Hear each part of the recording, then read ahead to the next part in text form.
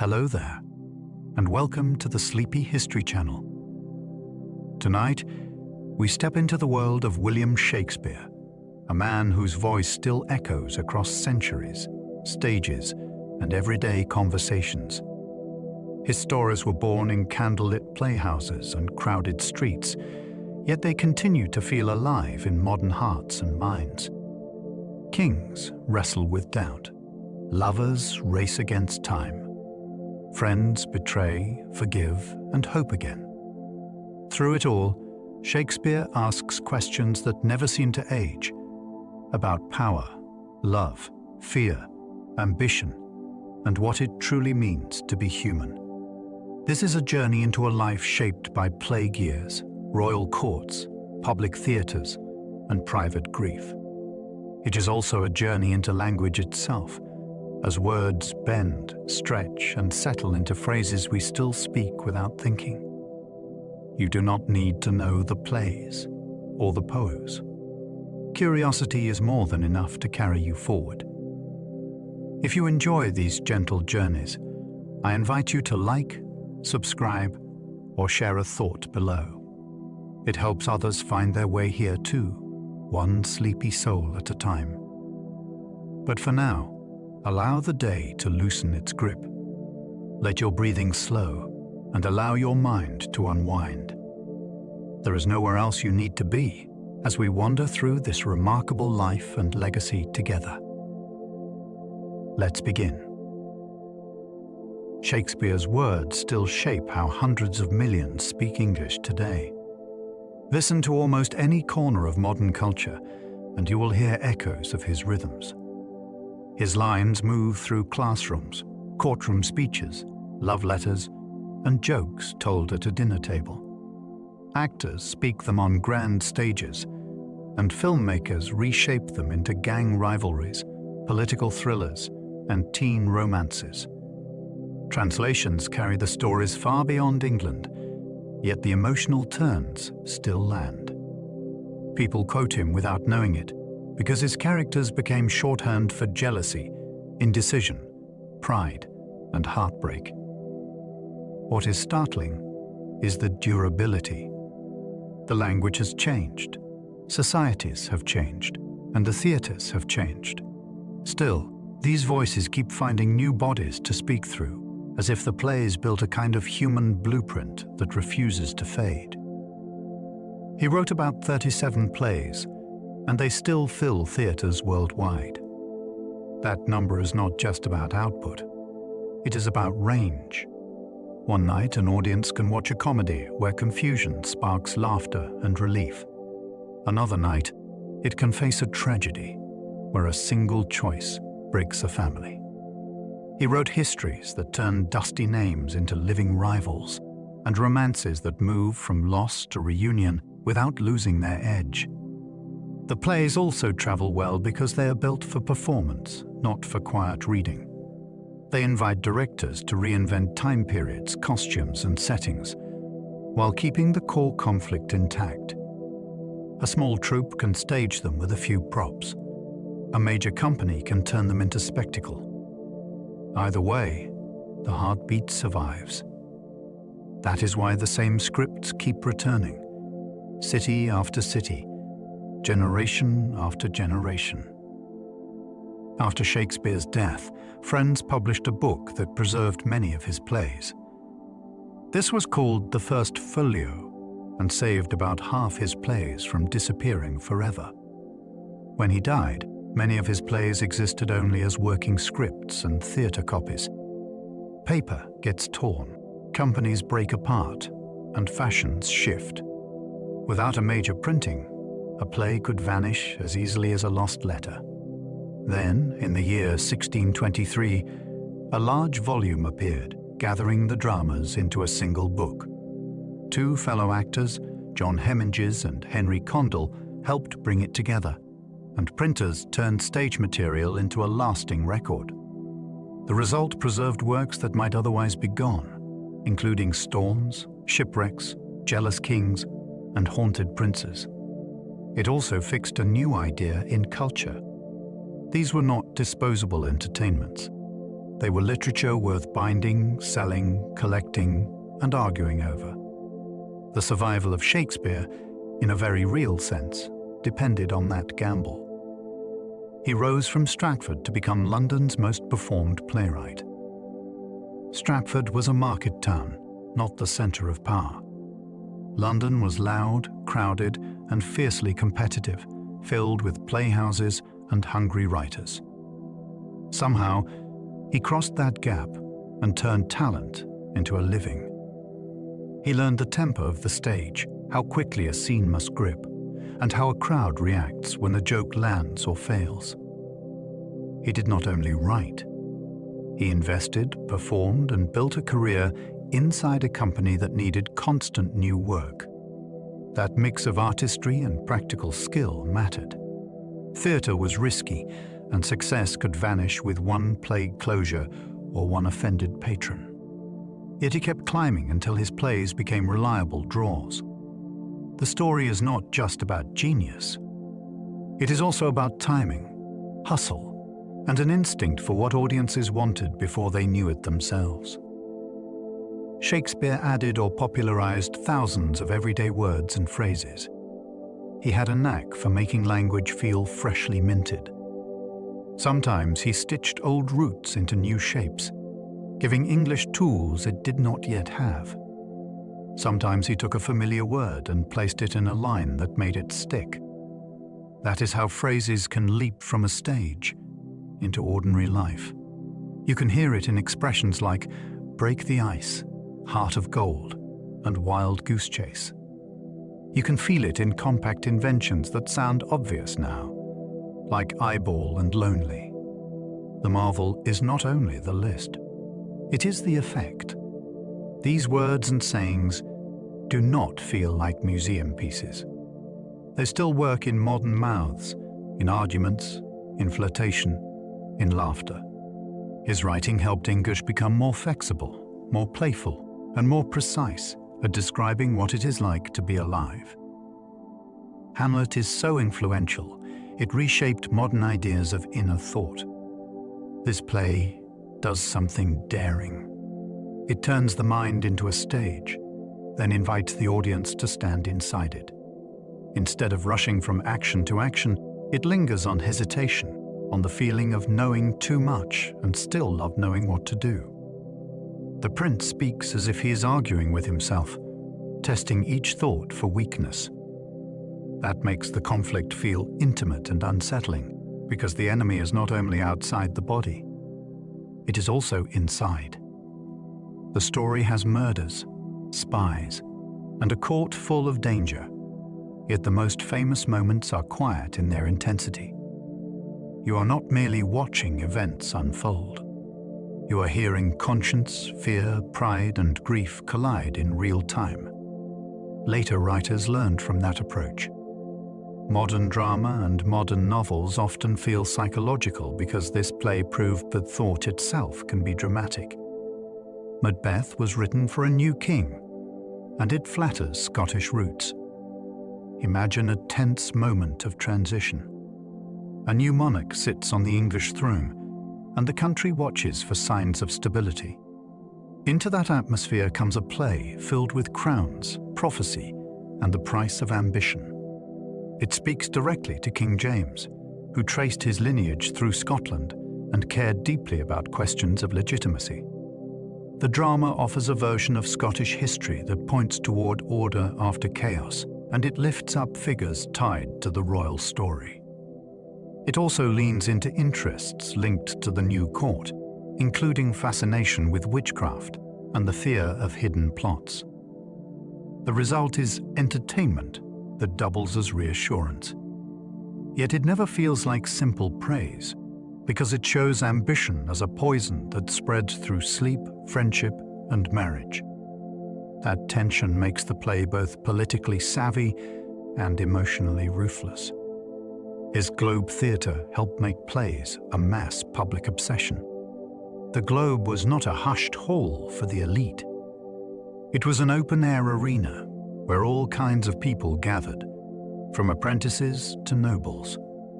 The building's shape pulled attention toward the stage, and the daylight setting made words do much of the work. Crowds reacted in real time. They laughed, groaned, and sometimes shouted back. That atmosphere pushed writers to be bold, clear, and quick, because boredom could become noise. It also made theatre feel communal. A story was not something you consumed alone. It was something you shared with hundreds of strangers, all following the same twist of fate together. The Globe helped turn playgoing into a habit, even an addiction, because it offered drama as an event. When Shakespeare wrote for that space, he was writing for the pulse of the city itself. Shakespeare's life is partly mysterious, which keeps debates blazing centuries later. For someone so famous, the paper trail can feel surprisingly thin. There are legal records, a will, and scattered references, yet huge stretches of daily life remain out of sight. The early years in London include a gap that biographers still call the lost years, and it invites speculation because it sits right where a career might have begun. We also have very few personal letters and no surviving manuscripts in his hand that tell us how a play evolved. That absence leaves room for arguments about what he believed, who he loved, and how he worked. It even fuels authorship claims, because some people mistake missing detail for missing truth. What endures is the paradox. The works feel intensely human and specific, yet the person behind them keeps slipping into shadow. The mystery does not weaken the legacy. It keeps pulling curious minds back in. His 154 sonnets reinvented what love poetry could sound like. These poems are small rooms with surprising doors. Instead of praising love as pure and simple, they let it be tangled, jealous, loyal, hungry, and sometimes ashamed. The voice can be tender one moment, then sharply honest the next. The form looks orderly, yet inside it, the thought keeps turning, like a mind unable to sleep. The sequence also breaks expectations about who love poems are for. Desire moves toward a young man in some lines, then toward a woman who refuses to behave like a perfect muse. There are poems about beauty fading, about time stealing what it gave, and about words trying to hold what life cannot. Read aloud, the sonnets can feel like confessions that were never meant to be overheard. He was baptized in Stratford in the month of April. That small parish record is one of the first solid anchors we have, and it places his beginnings in a specific community with its own rhythms and expectations. Baptism mattered because it was a public welcome, recorded by the church and witnessed by neighbors who would remember families by name. It also hints at how quickly stories can outgrow their starting point. Stratford was not a capital of art or power. It was a working town where faith, trade, and reputation shaped daily life. From that font, a future playwright began inside the same social web as everyone else, with obligations and rules that did not bend for talent. That contrast is part of the fascination. A life that later filled royal courts and global stages begins in a local register, written in ink that never imagined what it was naming. His father served as a local official and later faced serious debts. In a town like Stratford, civic roles were not abstract titles. They meant overseeing markets, managing disputes, and navigating the fragile balance between neighbors who needed each other. Growing up around that world could teach a child how public life works and how quickly it can turn. A respected household can become vulnerable when money tightens, when fines land, or when credit runs thin. That shift matters for understanding the plays, not as biography disguised as drama, but as an early lesson in how status feels from the inside. 1 year, doors open. Another year, people whisper. The theatre later became a place where Shakespeare could explore those pressures safely by putting kings and commoners under the same bright light.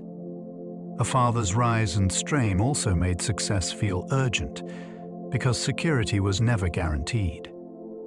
His mother came from the Arden family, a respected Warwickshire line. Family names carried weight in Elizabethan England, and a well-known local lineage could mean connections, property, and a sense of belonging that reached back before living memory. That heritage placed Shakespeare within two worlds at once. On one side, there was the practical town life of trades, debts, and civic duties. On the other, there was a quieter pride that came from inherited standing and from stories of ancestors that families retold like treasures. That mixture can sharpen a writer's eye. It shows how identity can be built from both work and blood, and how people use origin stories to defend their place in the world. In the plays, characters cling to names, titles, and family honor, and they also watch those symbols collapse under pressure. A household with layered roots makes that tension feel real. Shakespeare likely attended a grammar school steeped in Latin classics. If he did, the classroom would have been intense and demanding. Boys memorized passages, translated lines, and learned how rhetoric can turn an argument into a performance. They met Roman poets and playwrights as living voices, not as dusty relics, and they practiced making language persuasive, sharp, and memorable. That training could explain a lot about his later craft. He could borrow an ancient story and then reshape it so it felt immediate. He could build speeches that sound natural, yet carry hidden structure underneath. A grammar school education also meant absorbing ideas about honor, duty, fate, and the limits of power, because the classics were filled with those questions. It is striking to imagine him carrying that disciplined mental toolkit into the noisy world of London theatre, where audiences demanded emotion and speed. The result was writing that could be both learned and wildly alive. He married Anne Hathaway when he was still very young. Early marriage could change the shape of a life overnight. It meant responsibility arriving before adulthood felt settled, and it meant choices narrowing as work and family became urgent realities. In that world, marriage was also practical. It tied households together, and it created obligations that could not be shrugged off when ambition appeared. For a young man with talent, that tension can be combustible. The theatre offered possibility, but it also demanded absence, and it paid no respect to domestic routine. A marriage begun early, therefore, sits at the crossroads of stability and risk. It invites questions about how love, duty, and opportunity were negotiated day by day. Shakespeare's plays return often to rushed weddings, complicated promises, and unions tested by distance and misunderstanding.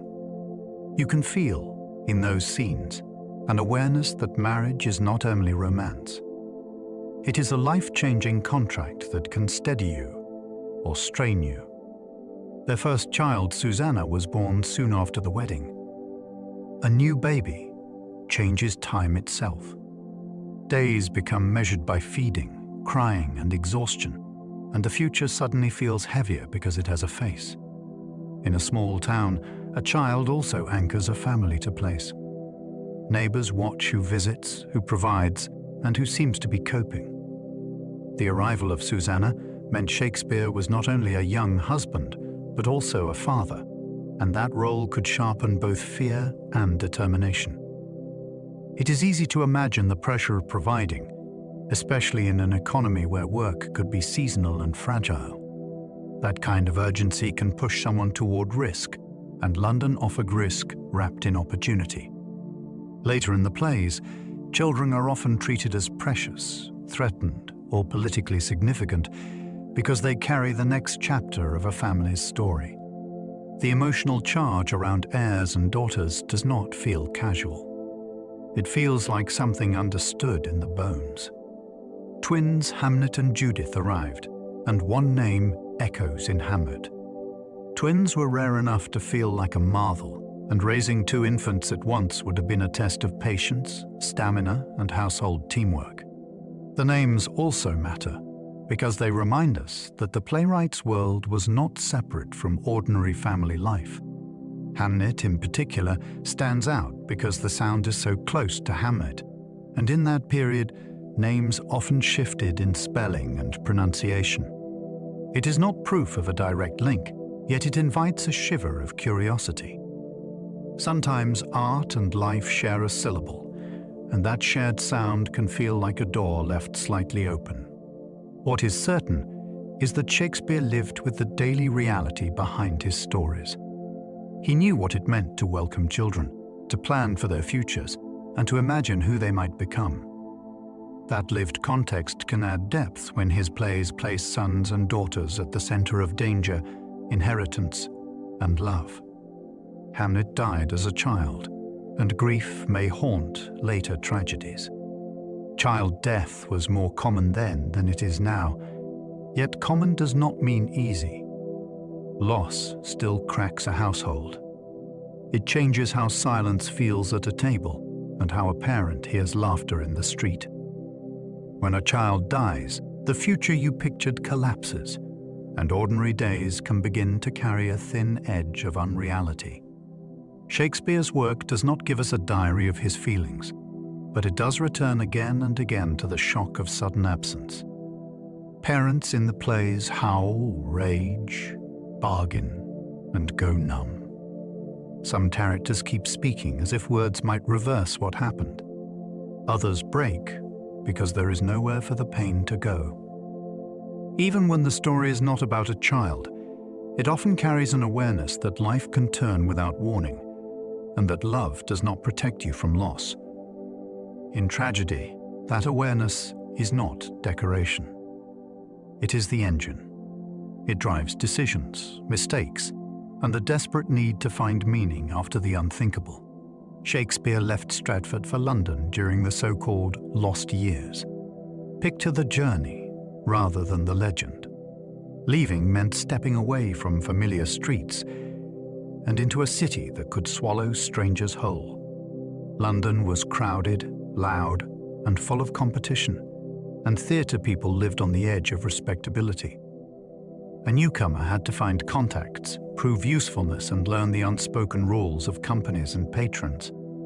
The move also meant learning a new audience. Stratford neighbours might tolerate a slow story. London crowds wanted energy, wit, and a reason to stay standing through the afternoon. That pressure could be frightening, and it could be thrilling. It was also a gamble with real consequences, because travel cost money and failure brought shame. Yet the city offered something the town could not. It offered scale. It offered rivals who forced improvement. It offered stages where a writer could test an idea on hundreds of people at once, then rewrite it sharper the next day. That kind of crucible can turn raw talent into mastery. By the early London years, he was already writing for the stage. Stage writing is a particular kind of craft. It is not enough to have beautiful lines. You need entrances that land, conflict that builds, and scenes that change pace before attention drifts. Early success would have meant he understood that quickly.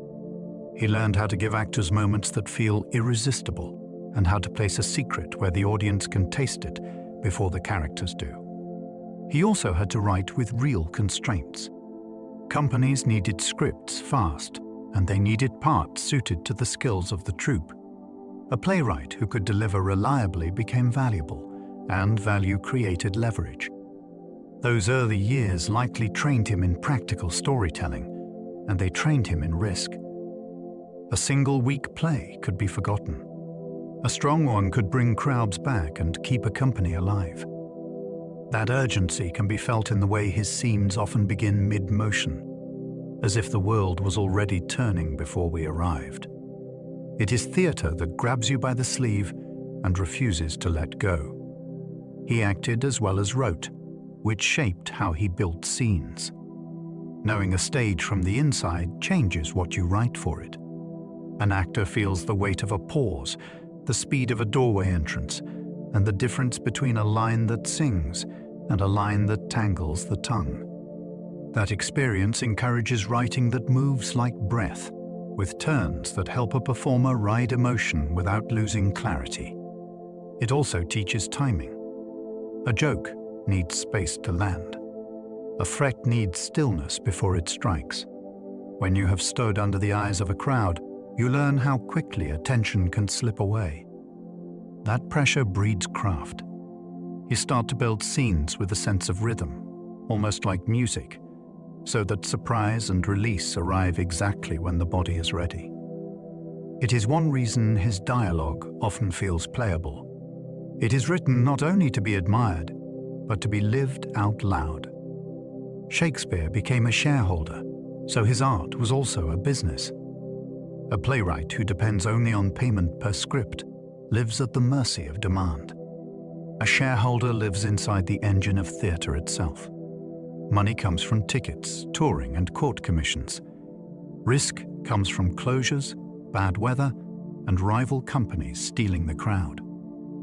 That financial stake changes everything, because each new play is not only a creative gamble, it is a decision that can affect wages, rent, and the survival of the troupe.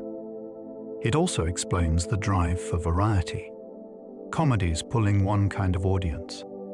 Tragedies pull in another. History plays can ride a wave of public interest. A company needs a menu, not a single dish. This is where the story becomes thrillingly practical. The writer is not floating above the world. He is negotiating with it.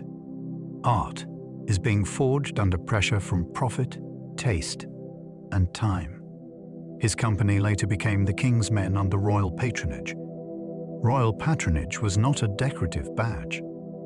It was protection, status, and a stronger claim to legitimacy in a world that often looked down on actors. With the king's support, the company could travel with more confidence, and it could advertise itself as the monarch's chosen entertainment. That kind of approval also raised the stakes. When your patron is the crown, your work is no longer only for the street and the playhouse. It becomes part of how power presents itself to the nation. The name change signals a shift in identity, from a group competing in the city to a troupe bound to the highest authority in the land. It is fascinating because it shows theatre becoming entwined with politics and prestige, while still needing to thrill ordinary audiences. Shakespeare's career, in that sense, sits at a rare intersection where popular art meets royal attention. They performed at court, bringing public theatre into royal rooms. A court performance is a different kind of test. In a public playhouse, noise and movement tell you what is working. At court, the room can feel restrained, and the consequences of misjudgment are heavier. Jokes land differently when nobles are listening. Themes of rebellion, succession, or tyranny take on extra charge when power is seated in front of you. The company had to adapt, sometimes using a tighter space and a more formal atmosphere, while still keeping the story alive. Imagine the tension and the opportunity. Your words travel past velvet and candles, and they reach the ears of people who shape laws and fortunes. That setting can turn a performance into a moment of national theatre, where art and authority share the same air. It also reveals the flexibility of the plays. They could excite crowded London afternoons, and they could also hold the attention of a royal household at night. The Globe was built using timbers from an earlier theatre. This is one of theatre history's great heists, except it was legal in spirit and daring in execution. The company's earlier playhouse in Shoreditch faced a bitter dispute over land and ownership. Rather than surrender the building, the players dismantled it piece by piece. They carried the timber away and reused it to raise a new home across the river. It is hard not to admire the audacity. A theatre was not only a place for art. It was a physical investment, and they fought for it with saws, carts, and determination. Those beams then held up new stories, new applause, and new livelihoods. The act of rebuilding also becomes a symbol. Shakespeare's world was not only made of ink and imagination, it was made of wood, contracts, and muscle. The globe literally rose from the remains of an older dream, reassembled into something stronger. A flag above the globe signaled a play-day to the city. Before posters, before broadcasts, and before instant news, a simple signal could move people. A raised flag told Londoners that entertainment was waiting, and it did so in a language anyone could read from a distance. It turned the skyline into a notice board for workers looking for diversion, for travelers with a spare afternoon, and for apprentices craving excitement. That glimpse of color could be an invitation. It also made theatre feel like a public event rather than a private club. You did not need a connection to hear about it. You only needed eyes and curiosity. There is something wonderfully modern about that, like a live status update from the roofline of the city. The flag also hints at confidence. You do not announce yourself unless you believe people will come. Each time it rose, it was a small act of faith in story, in spectacle, and in the hunger of a crowd to gather.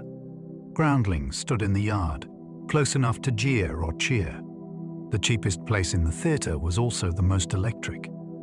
At the price of a single penny, you could stand right near the stage, pressed among strangers, with little comfort and enormous power. If a scene dragged, the reaction would be immediate. If a joke landed, laughter could surge like a wave. Vendors moved through the crowd, and distractions were constant, which meant the play had to earn attention again and again. That environment created a special kind of honesty. Theatre could not hide behind polite silence. It had to fight for every heartbeat of focus. For a writer, that is a brutal teacher and a brilliant one. It demands clear stakes, sharp turns, and characters who hook you fast. It also creates intimacy. When an actor speaks to the audience, the front rows are not distant faces.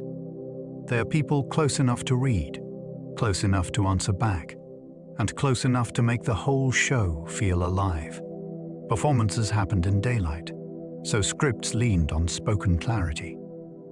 Without modern lighting, you cannot rely on darkness, spotlight, or shifting color to do storytelling for you. If a scene is meant to feel like night, the words must make it night. If danger is rising, language must tighten the air.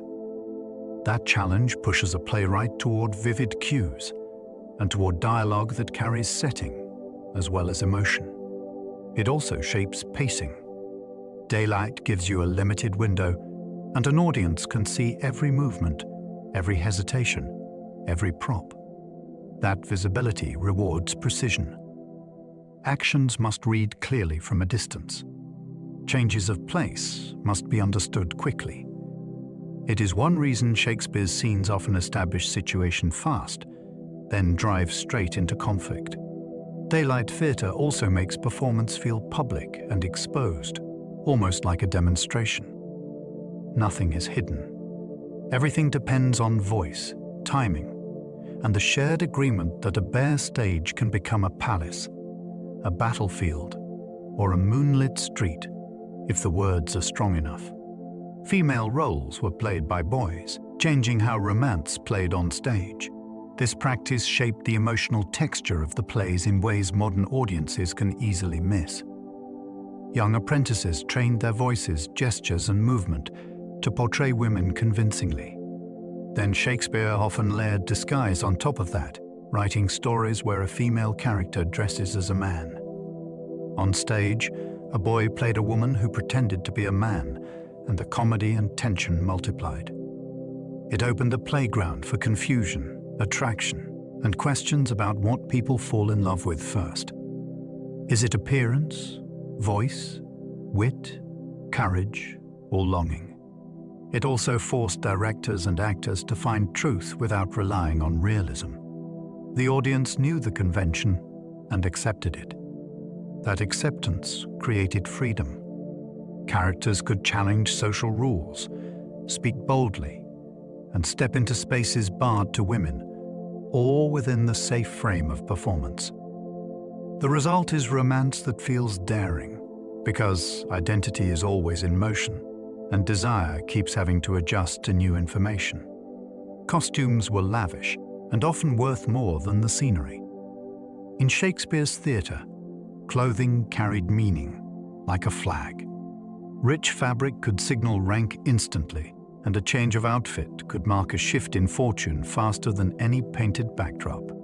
Costumes were expensive and prized, and companies guarded them because they were valuable assets. Many were likely second-hand garments from the wealthy, passed down through sales and connections, then transformed into stage splendor. That detail is fascinating because it makes the plays feel closer to the world of power. An actor might wear a coat that once belonged to someone with real influence, then use it to portray a king, a duke, or a warrior. The audience would read status at a glance because clothing laws and social codes were strict. A rich sleeve could be political. A crown could be persuasive. In a theatre with limited scenery, costume became a kind of moving architecture, building the world in front of your eyes. The globe burned during a performance of Henry VIII. It happened in front of a live audience, during a moment meant to impress. A small stage cannon was fired for sound and spectacle, and a spark found the theatre's thatched roof. Fire climbed fast through dry straw and timber, and the building became a torch in minutes. What makes it so startling is the mix of danger and ordinariness. People were there for an afternoon of drama, and suddenly they were running for their lives. Reports suggest the crowd escaped with surprisingly few injuries, which feels almost miraculous in such a packed space. One story tells of a man whose burning clothes were put out with ale, which sounds absurd until you imagine the panic and the improvisation. Theatre, in that instant, stopped being make-believe. It became survival, and the most famous stage in London vanished into smoke. The company rebuilt the globe, showing theatre could survive disaster. A fire like that could have ended everything. A playhouse was expensive, and the loss threatened income, reputation, and the daily work of actors, writers, and stagehands. Yet the company chose rebuilding rather than retreat. That decision meant finding money, sourcing materials, and keeping the troupe together while the city moved on to the next distraction. It also meant believing that audiences would return, even after seeing a theatre burn. Rebuilding is never just carpentry. It is morale, and it is a promise that the show will go on even when the world feels unstable. When the globe rose again, it proved that theatre was not a fragile hobby. It was a living industry with stubborn roots. The rebuilt playhouse carried a message to London. Stories mattered enough to replace what fire took, and people would still gather to listen, laugh, and gasp together. London outbreaks of plague repeatedly shut theatres and changed schedules. Imagine building a career that can be paused by a wave of illness you cannot control. When plague surged, authorities closed playhouses, fearing crowds would spread infection. Actors lost work, companies scattered, and the city's entertainment heartbeat went suddenly quiet. At the same time, death counts were tracked and posted, and households marked sickness with visible warnings. In that climate, fear became part of daily planning. A play might be rehearsed, costumes prepared, and then the doors would close again. Those interruptions shaped what theatre could be. Writers and actors learned to live with uncertainty, and they learned to seize opportunity the moment the city reopened. It is hard not to hear that pressure in the plays, where fate can turn quickly and safety never feels permanent. The plague did not only threaten bodies, it also rewired the rhythm of London's cultural life. When theatres closed, he leaned harder into poems and sonnets. A closed playhouse does not silence a writer. It simply changes the room where the voice must travel. With stages dark and crowds gone, the page becomes the performance space. Poetry can circulate privately, passed hand to hand, read in chambers rather than shouted across a yard. That shift invites a different kind of intensity. Instead of building suspense through entrances and exits, you build it through thought, image, and the turn of a line. You can linger on time, desire, jealousy, or regret without needing an actor to cross the stage. You can also reach patrons and readers who might never stand among groundlings. In a strange way, closure can sharpen craft. It forces invention, and it rewards precision. These periods of interruption helped show that Shakespeare was not only a maker of plays. He could hold an audience with nothing but voice and paper, and he could make reading feel like listening. Venus and Adonis became a runaway bestseller in his lifetime. This poem spread fast in a world where printing was still precious and reputation traveled by word of mouth. It offered a mythic story with heat, humor, and speed, and it was meant for readers who wanted something vivid and daring. Instead of relying on stage effects, it creates motion through language, with desire chasing and refusing, teasing and escaping.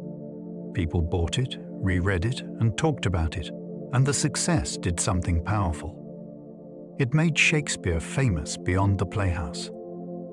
It also made him bankable, which matters when a writer is trying to survive in a competitive city. A hit in print could reach households far from London, and it could keep earning long after a performance ended. That kind of popularity is its own kind of theatre, except the stage is the reader's mind. The poem helped prove that his voice could sell, even without actors to carry it. The Rape of Lucrece proved he could compete in elite poetry. Where the earlier myth poem can feel playful and breathless, this one is heavier and more politically charged.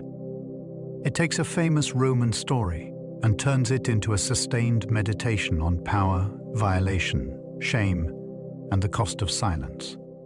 The focus is not spectacle. It is conscience and the way one act of brutality can shake an entire society.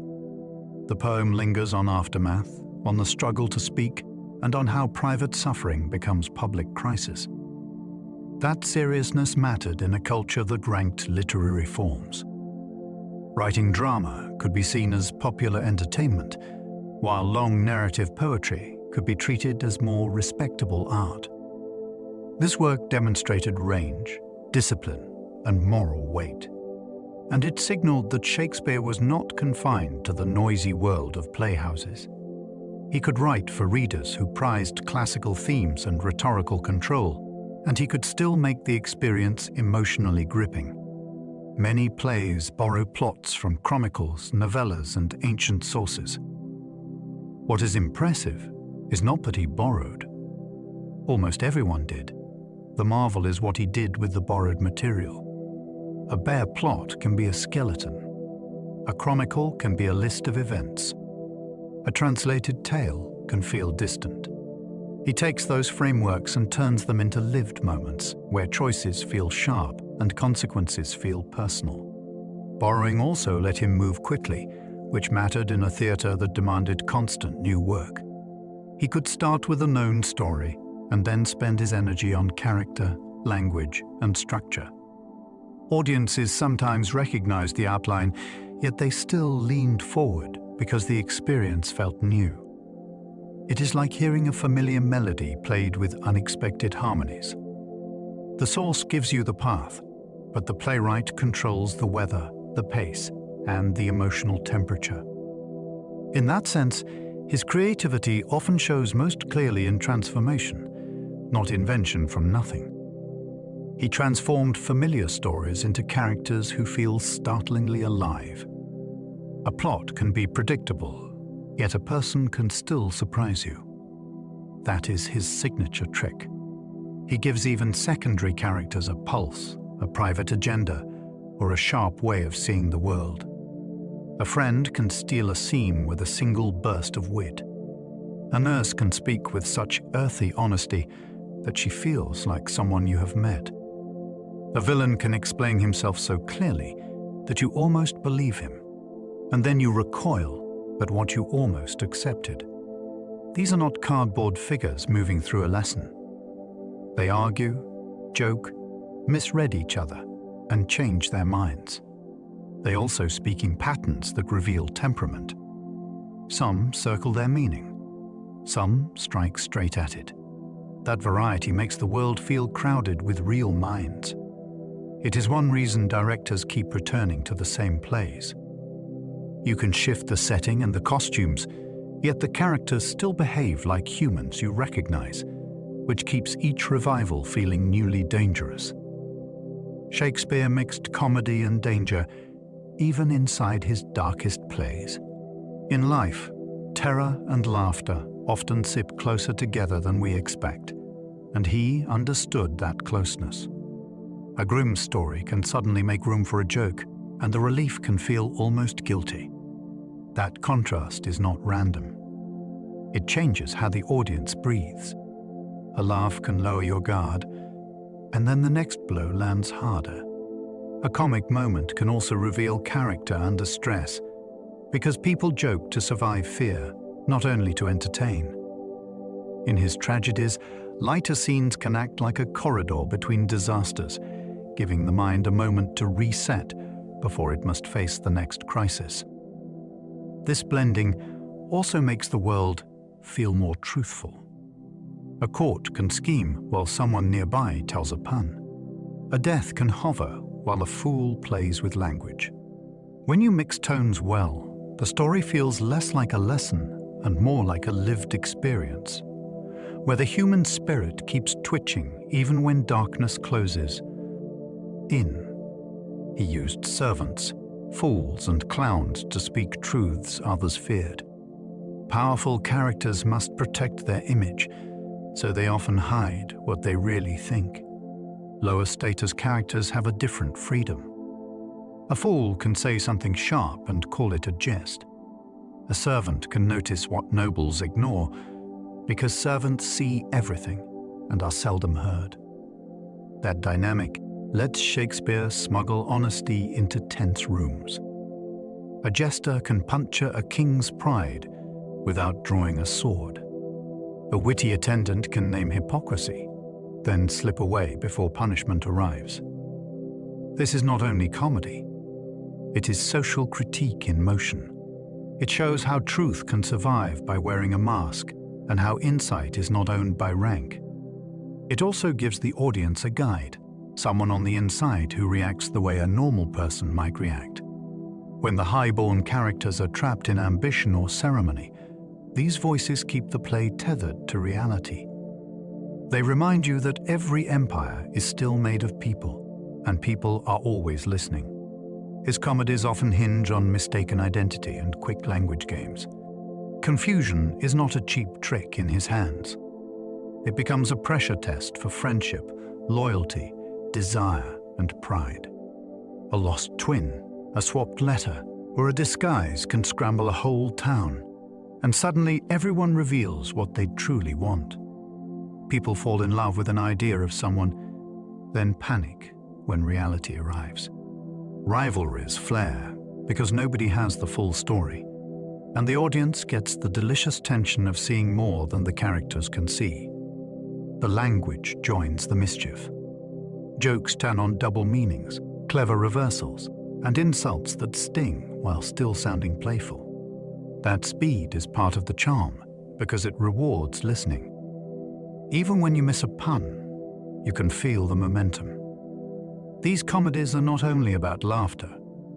They are experiments in how fragile social order is and how easily it can be flipped by one misunderstanding. Twelfth Night turns grief into laughter through disguise and music. It begins with loss, and it never forgets that sadness is real. Yet the story refuses to stay trapped there. A shipwreck throws lives out of place, and a decision to disguise becomes a door into misread longing. Attraction bounces in unexpected directions, and the characters keep trying to name what they feel without fully understanding it. Music runs through the world as a kind of emotional weather. Songs appear like private thoughts that have become audible, and they can soothe, tease, or wound. The comedy is bright, but it is never weightless, because the laughter sits beside the ache of wanting to be seen clearly. Even side characters stumble into their own traps, chasing fantasies of status and romance until reality snaps them awake. The effect is strangely comforting. It suggests that joy can return after sorrow, not by erasing pain, but by transforming it into a new way of living. A Midsummer Night's Dream blends folklore with theatre about theatre. This play feels like two worlds colliding, then laughing about the crash. On one side, there is the old forest of stories, full of sprites, spells, and the sense that nature has its own mischievous will. On the other side, there is the very human desire to rehearse, perform, and be applauded. A group of ordinary workers prepares a play, and their earnestness becomes its own kind of magic. Meanwhile, love becomes a chaotic experiment as enchantment scrambles affection, pride, and certainty. The genius is how the layers speak to each other. The fairies manipulate humans like actors in a scene, and the humans put on a play that mirrors the larger story in miniature. It becomes a celebration of imagination itself, and also a warning that desire can be as irrational as any spell. When morning comes, the audience is left with the feeling that theatre can remake reality, at least for a night. The Merchant of Venice wrestles with mercy, law, and prejudice. It is one of his most uncomfortable works, and that discomfort is part of its power. The story sets up a world where contracts feel like fate, and where the law can become both shield and weapon. A courtroom scene turns language into a battlefield, with each phrase trying to tilt justice in a new direction. At the same time, the play exposes how easily a community can define itself by excluding someone, then calling that exclusion normal. Characters speak about money, friendship, and loyalty, yet the tension keeps circling back to how people treat those they label as outsiders. The brilliance is that the play does not let the audience relax into simple answers. It forces you to notice how charming rhetoric can hide cruelty, and how moral certainty can be performed like a role. It is a drama that still sparks argument, because it aims directly at the hardest question. What does a society owe to the people it refuses to understand? Much Ado About Nothing turns gossip into a weapon and a joke. Here, words are not harmless. They travel faster than truth, and they can build a romance or destroy it overnight. Conversations happen in gardens, behind doors, and at the edge of celebrations, and the air is thick with people overhearing what they were never meant to hear. Some schemes are playful, meant to nudge two stubborn hearts together. Others are vicious, designed to stain a reputation with a single false story. That contrast makes the comedy crackle, because the same social mechanism can create delight or disaster. The lovers who trade sharp insults are entertaining, but their wit also functions as armor, and the play slowly reveals why they wear it. Meanwhile, the community's hunger to believe scandal becomes a kind of disease, spreading through smiles and certainty. The result is a story that feels modern. It understands that reputations are fragile, and that laughter can sit dangerously close to cruelty, especially when people treat rumors as entertainment. As You Like It imagines a forest as a laboratory of love. Leaving court for the woods changes more than scenery. It changes what people are allowed to say. In the forest, titles loosen their grip, and conversation becomes a kind of experiment. Characters try on new identities, new roles, and new ways of speaking, as if the trees give permission to be honest. Love appears in many forms. It can be earnest, ridiculous, patient, and impulsive, often all within the same day. The play delights in the feeling that life can be rearranged, not by force, but by a shift in perspective. There is also a sharp awareness that the natural world is not a simple paradise. It is cold, hungry, and unpredictable, yet it still offers freedom that polished halls cannot. The forest becomes a place where people learn what they actually want, rather than what they were told to want. By the time everyone returns, the audience has watched desire evolve, not through grand tragedy, but through conversation, mistakes, and surprising tenderness. The Taming of the Shrew still sparks fierce arguments about power. It is a play that refuses to settle into a single meaning, which is why it remains so contested.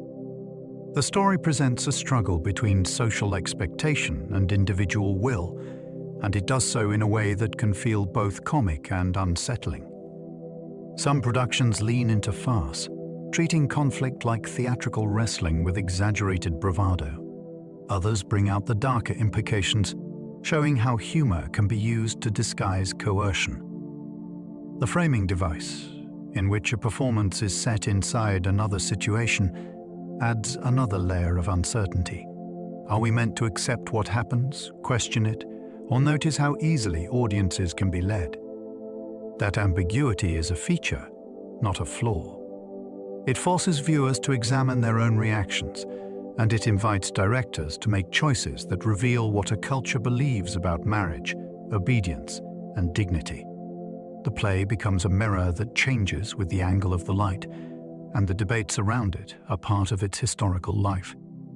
Its histories helped shape how England imagined its own past. For many people, these plays became a first encounter with national story, not through dusty records, but through living scenes. Battles feel personal because speeches give them moral weight. Kings feel real because they worry, boast, beg, and rage. The past becomes theatre, and theatre becomes memory.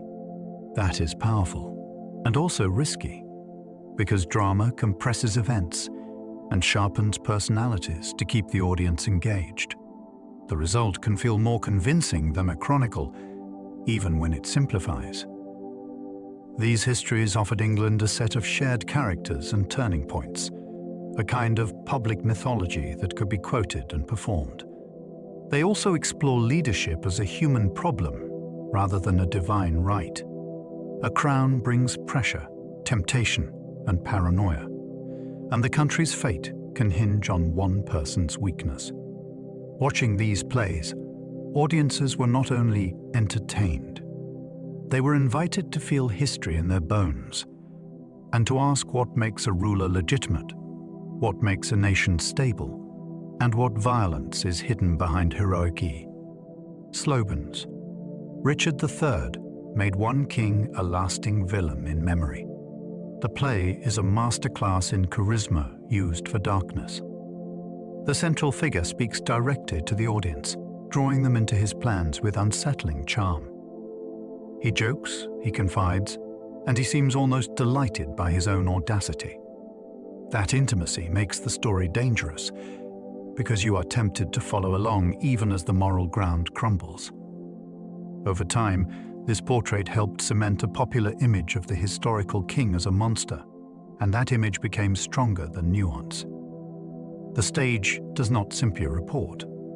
It creates an emotional reality that can outlive evidence. That is one reason the play matters for history as well as theatre. It shows how storytelling can brand a person across centuries, shaping reputation through performance. Directors still return to it because the role is a thrilling challenge and because the play asks a disturbing question. How easily can a clever voice make wrongdoing feel like entertainment, at least for a moment? Henry V builds heroism while quietly showing its cost. On the surface, it can feel like a rallying cry. A young king steps into command, and speeches lift the spirit like a drumbeat. The story offers camaraderie, courage, and the romance of victory, and it understands the seductive power of national pride. Yet beneath that shine, the play keeps revealing the machinery that makes heroism possible. There are ordinary soldiers with doubts and complaints, there are negotiations and consequences, and there is the uneasy awareness that triumph has a price paid by many shall. Bodies. Even the language can shift, moving from soaring inspiration to blunt practicality, as if the play is reminding you that glory and grit share the same ground. It becomes a story about leadership as performance, and about performance as responsibility. The king must persuade others to risk everything, and he must carry the moral weight of what follows. That tension is why the play can inspire and also haunt. It leaves you wondering where admiration ends and propaganda begins. Julius Caesar explores crowd psychology with unnerving modern accuracy. In this world, the sharpest weapon is not a dagger. It is a speech delivered at the right moment. The play shows how quickly a crowd can swing from praise to fury, and how emotion can feel like certainty when it is shared by thousands. One voice offers calm logic, another offers grief and vivid images, and the public mood shifts as if a switch has been flipped. Shakespeare captures the strange comfort of joining a larger feeling, even when that feeling turns cruel. He also shows how political violence can be framed as virtue if the story is told well enough. What begins as a debate about tyranny becomes a lesson in momentum, because people follow the loudest narrative when fear and pride are stirred together. It feels modern because it reveals a simple truth. Public opinion is not always built from facts. It is often built from performance, timing, and the hunger to belong. Romeo and Juliet made teenage love feel tragically inevitable. It starts with speed, and that speed is the point. A glance becomes devotion. A promise becomes a plan. The lovers are not shallow, they are intense. And intensity can be terrifying when it meets a world that moves slower. Around them, adults treat conflict like tradition, and honor like oxygen, and the young get trapped inside a feud they did not choose. Shakespeare makes love feel bright and urgent, and he also shows how fragile it is when communication breaks down. Small delays become disasters. Well-meant choices collide. The city itself seems to push them toward catastrophe, as if the streets are built from bad timing. The tragedy endures because it does not mock youth. It takes the feelings seriously, then shows how a rigid society can turn sincerity into a death sentence. It is a story that makes you wonder how many lives are shaped, not by hatred alone, but by stubborn pride that refuses to bend. Othello shows how one lee can poison an entire life. The horror here is not a monster jumping from the dark. It is a whisper that sounds plausible. Shakespeare builds a villain who does not need supernatural power because he understands how people crave explanations when they feel insecure. A hint becomes a suspicion. A suspicion becomes a story. Then the story begins to feel more real than the person standing in front of you. The play tracks how trust can rot from the inside, even in a marriage that begins with deep devotion. Jealousy is presented like a sickness that alters perception, so that kindness looks like deception and silence looks like guilt. What makes it gripping is the slow tightening of the trap. Each step seems small, almost reasonable, until the character reaches a point where violence feels like justice. The tragedy teaches a brutal lesson about manipulation. If you can control what someone believes, you can control what they do. That is why the play still feels like a warning label for the human mind. King Lear tests family loyalty until it breaks into madness. This story begins with a terrible experiment. A father turns love into a public contest, and he demands performance instead of truth. The people who flatter him are rewarded, and the person who speaks plainly is pushed away. That choice sets a storm in motion, not only on the heath, but inside a mind that can no longer tell comfort from betrayal. Shakespeare shows how power can make someone childish, and how losing power can make someone suddenly see the world clearly. The family becomes a battlefield, where kindness is treated as weakness, and cruelty is treated as strength. As the old king is stripped of shelter, authority, and certainty, the language itself starts to fracture, as if reality is breaking apart. Yet even in the bleakness, moments of tenderness appear, and they hit hard because they arrive so late. The play is unforgettable because it asks a painful question. What happens when the people you trust most become strangers, and you cannot even trust your own judgment anymore? Hamlet turns delay into a mystery of conscience and fear. Instead of racing toward revenge, the story keeps circling the act, as if the mind cannot find a clean path to violence. That hesitation becomes its own suspense, because every pause invites consequences. Shakespeare makes the prince brilliant, witty, and painfully self-aware, and that awareness becomes a trap. He can imagine too many outcomes, and he can see his own flaws as if they belong to someone else. The court around him is a web of surveillance, where friendships feel uncertain and every conversation might be overheard. In that pressure cooker, thinking becomes dangerous, because thought keeps multiplying. The play is famous for its speeches, yet the real tension is physical. It is the sensation of a person standing at the edge of an irreversible act, feeling the pull of duty and the pull of dread. The tragedy shows how delay is not always laziness. It can be a moral struggle, a fear of becoming the very thing you are trying to punish. Macbeth shows ambition as a fever that keeps rising. At first, the desire looks like possibility, and it feels almost understandable. Then it becomes hunger, and hunger becomes panic. Shakespeare presents a warrior who has earned honor, yet cannot bear the idea of stopping. Once the first line is crossed, the mind begins to justify what the heart would once have rejected. Sleep becomes uneasy. Trust becomes a threat. Friends become risks that must be managed. The most chilling part is how ambition changes the definition of safety.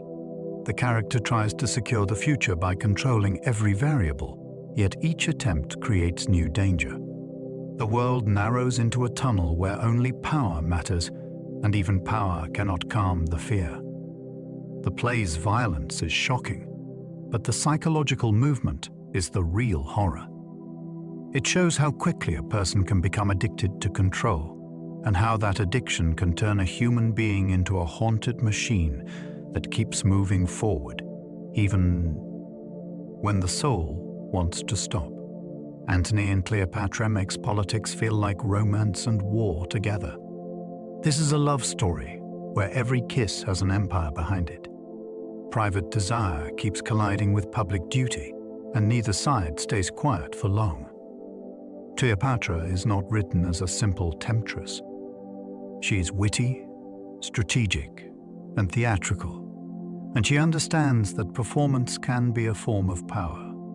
Antony, meanwhile, is pulled between reputation and longing, between the soldier he has been and the man he becomes in her presence. The world watches them, judges them, and uses them, because leaders are never allowed to love in peace. Shakespeare fills the play with speed and spectacle, yet the emotional center is intimate. Two people try to hold on to each other while the political map shifts under their feet. The tragedy is not only that they fall, it is that they cannot separate love from consequence. In their story, romance is not an escape from history. It is one of history's engines. Titus Andronicus shocked audiences with violence even by its era. This play does not ease you into its brutality. It throws you into a cycle of revenge, where each act of cruelty invites a worse reply.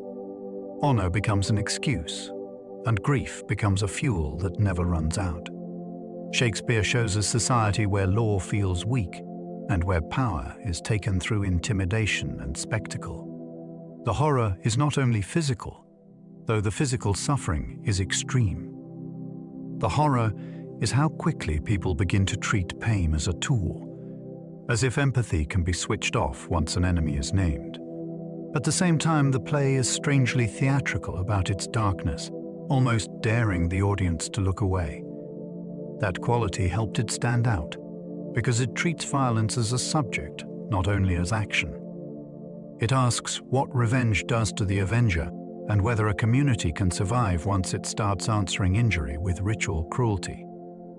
Even today, it can feel like a test of endurance, and that is part of why it remains infamous. Coriolanus studies pride and how cities create their own enemies. Here, the central figure is a brilliant fighter who cannot speak the language of ordinary politics. He despises public approval, yet he needs public approval to rise.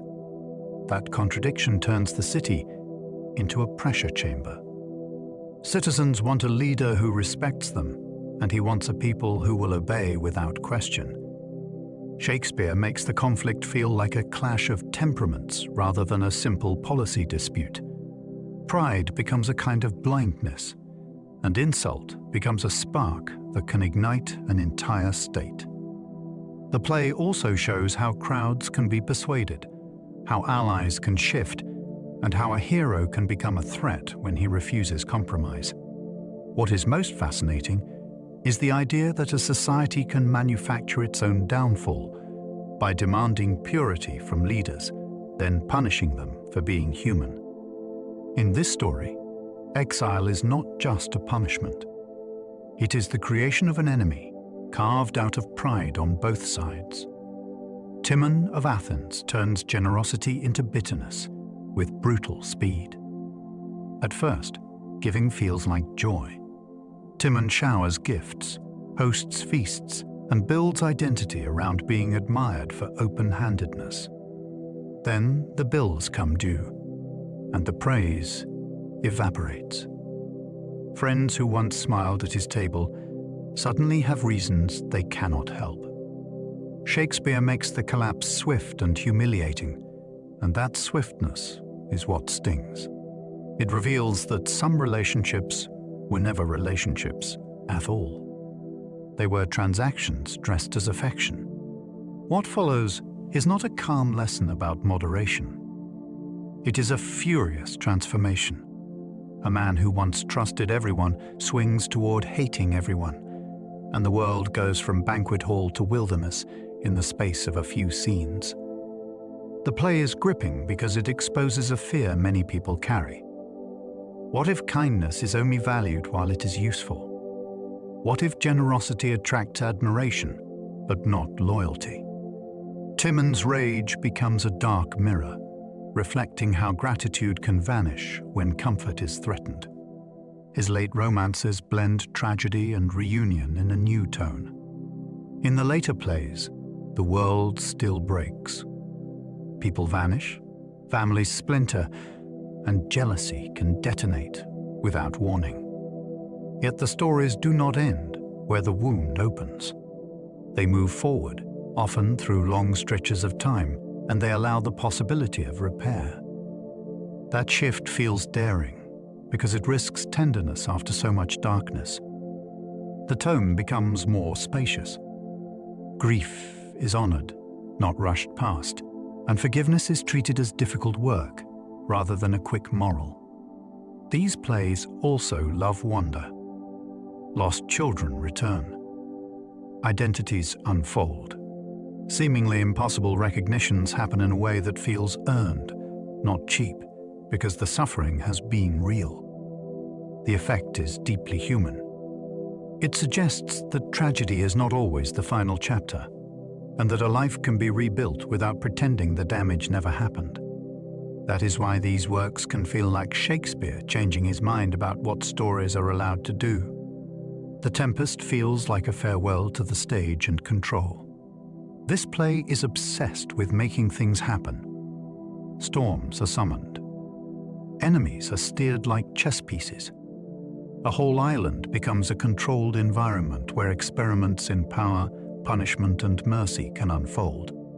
At the center is a figure who directs events with uncanny precision, like a playwright inside his own drama. That is what makes it feel like a goodbye. The story keeps asking what it means to shape other people's lives, even when you believe you are doing it for the right reasons. It also asks what happens when you finally stop controlling and accept uncertainty. The island is full of strange music and shifting illusions, and the audience is reminded that theatre itself is an illusion we agree to believe. When the play turns toward release, it lands with quiet force. It suggests that mastery has a cost, and that real peace might begin only when the need to command loosens its grip. The Winter's Tale jumps years in an instant, daring audiences to follow. Most stories treat time like a straight road. This one treats it like a door that can swing open without warning. A single decision, fueled by suspicion, shatters a family and poisons a court. Then, after the damage is done, the play does something astonishing. It leaps forward by many years and asks you to carry the earlier pain with you into a new world. That jump is not a trick. It is the point. It shows how one moment can echo across decades, shaping children who grow up inside consequences they did not create. It also shows how remorse can take a long time to ripen, and how healing can be slow and imperfect. The later scenes feel warmer, yet they never erase what came before. The play's structure makes a promise that feels both risky and hopeful. Some wounds stay, but life can still move toward light. Cymbeline mixes Britain, Rome, and family secrets in one wild plot. This is Shakespeare letting himself be expansive, almost reckless, and it is part of the fun. The story pulls in imperial politics, national identity, mistaken assumptions, and intimate betrayals. One moment you are dealing with court intrigue and tests of loyalty. Another moment you are out in the countryside with characters who barely know who they are. The plot keeps twisting, yet the emotional engine stays clear. People want to be believed. People want to belong. People want the truth of their own lives to be recognized. The Roman presence adds pressure because it raises questions about what Britain owes to outside power and what it owes to itself. Meanwhile, the family core keeps tightening as hidden histories rise to the surface. The play can feel like several genres stitched together, and that variety is deliberate. It mirrors the messiness of real life, where public conflict and private heartbreak often share the same day, and where identity can be both inheritance and choice. Pericles survives storms and loss, then finds wonder again. This story moves like a voyage, with danger arriving as weather, rumor, and sudden violence. The hero is pushed from place to place, and each new shore offers either refuge or betrayal. What makes the play memorable is its emotional distance and sudden closeness. Events can feel like legend, then a single scene lands with raw intimacy. Loss keeps returning, and hope keeps getting tested, as if the world is asking how much a person can endure without turning bitter. Yet the play refuses to end in emptiness. It allows reunion, not as a neat reward, but as a miracle that feels almost unbelievable to the characters themselves. That contrast between harsh travel and tender recognition gives it a special pulse. It is also a reminder that Shakespeare did not only write about collapse. He also wrote about survival, about continuing after catastrophe, and about the strange, breath-catching moment when life offers you something back after taking so much away. Shakespeare wrote in blank verse, which sounds like speech with power. Blank verse is structured, yet it can feel natural when spoken well. That is the magic of it. The line has a steady heartbeat, but it is flexible enough to hold anger, persuasion, tenderness, and fear. When a character is confident, the rhythm can feel smooth and balanced. When a character is cornered, the rhythm can tighten and strain, even if the listener does not know why. This form also helps scenes move quickly because it gives actors momentum without forcing them into rhyme. It is one reason Shakespeare's great speeches can feel like thought becoming sound in real time. The audience hears intensity, not mechanics. It also creates contrast. When the verse rises into a fuller music, you feel that something matters. When it drops away, you sense the world changing. The result is language built for the breath. It can be intimate, public, and urgent, all while riding an invisible structure that keeps it driving forward. He broke verse rules on purpose, often to show mental strain. A skilled writer can make order sound effortless, and can also make disorder sound meaningful. Shakespeare learned how to do both. When a character is calm, lines can land cleanly, like footsteps on a clear path. When a character is panicked or unraveling, that neatness can crack. Sentences run long. Thoughts collide.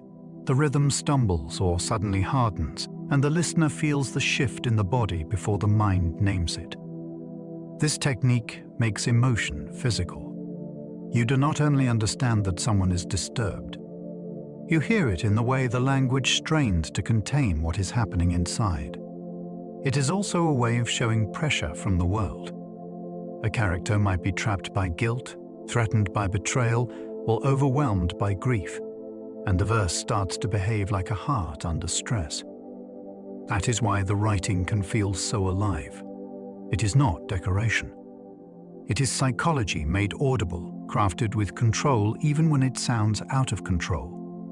Prose appears when characters scheme, joke, or step down in status. The switch from verse to prose is like changing shoes mid-journey.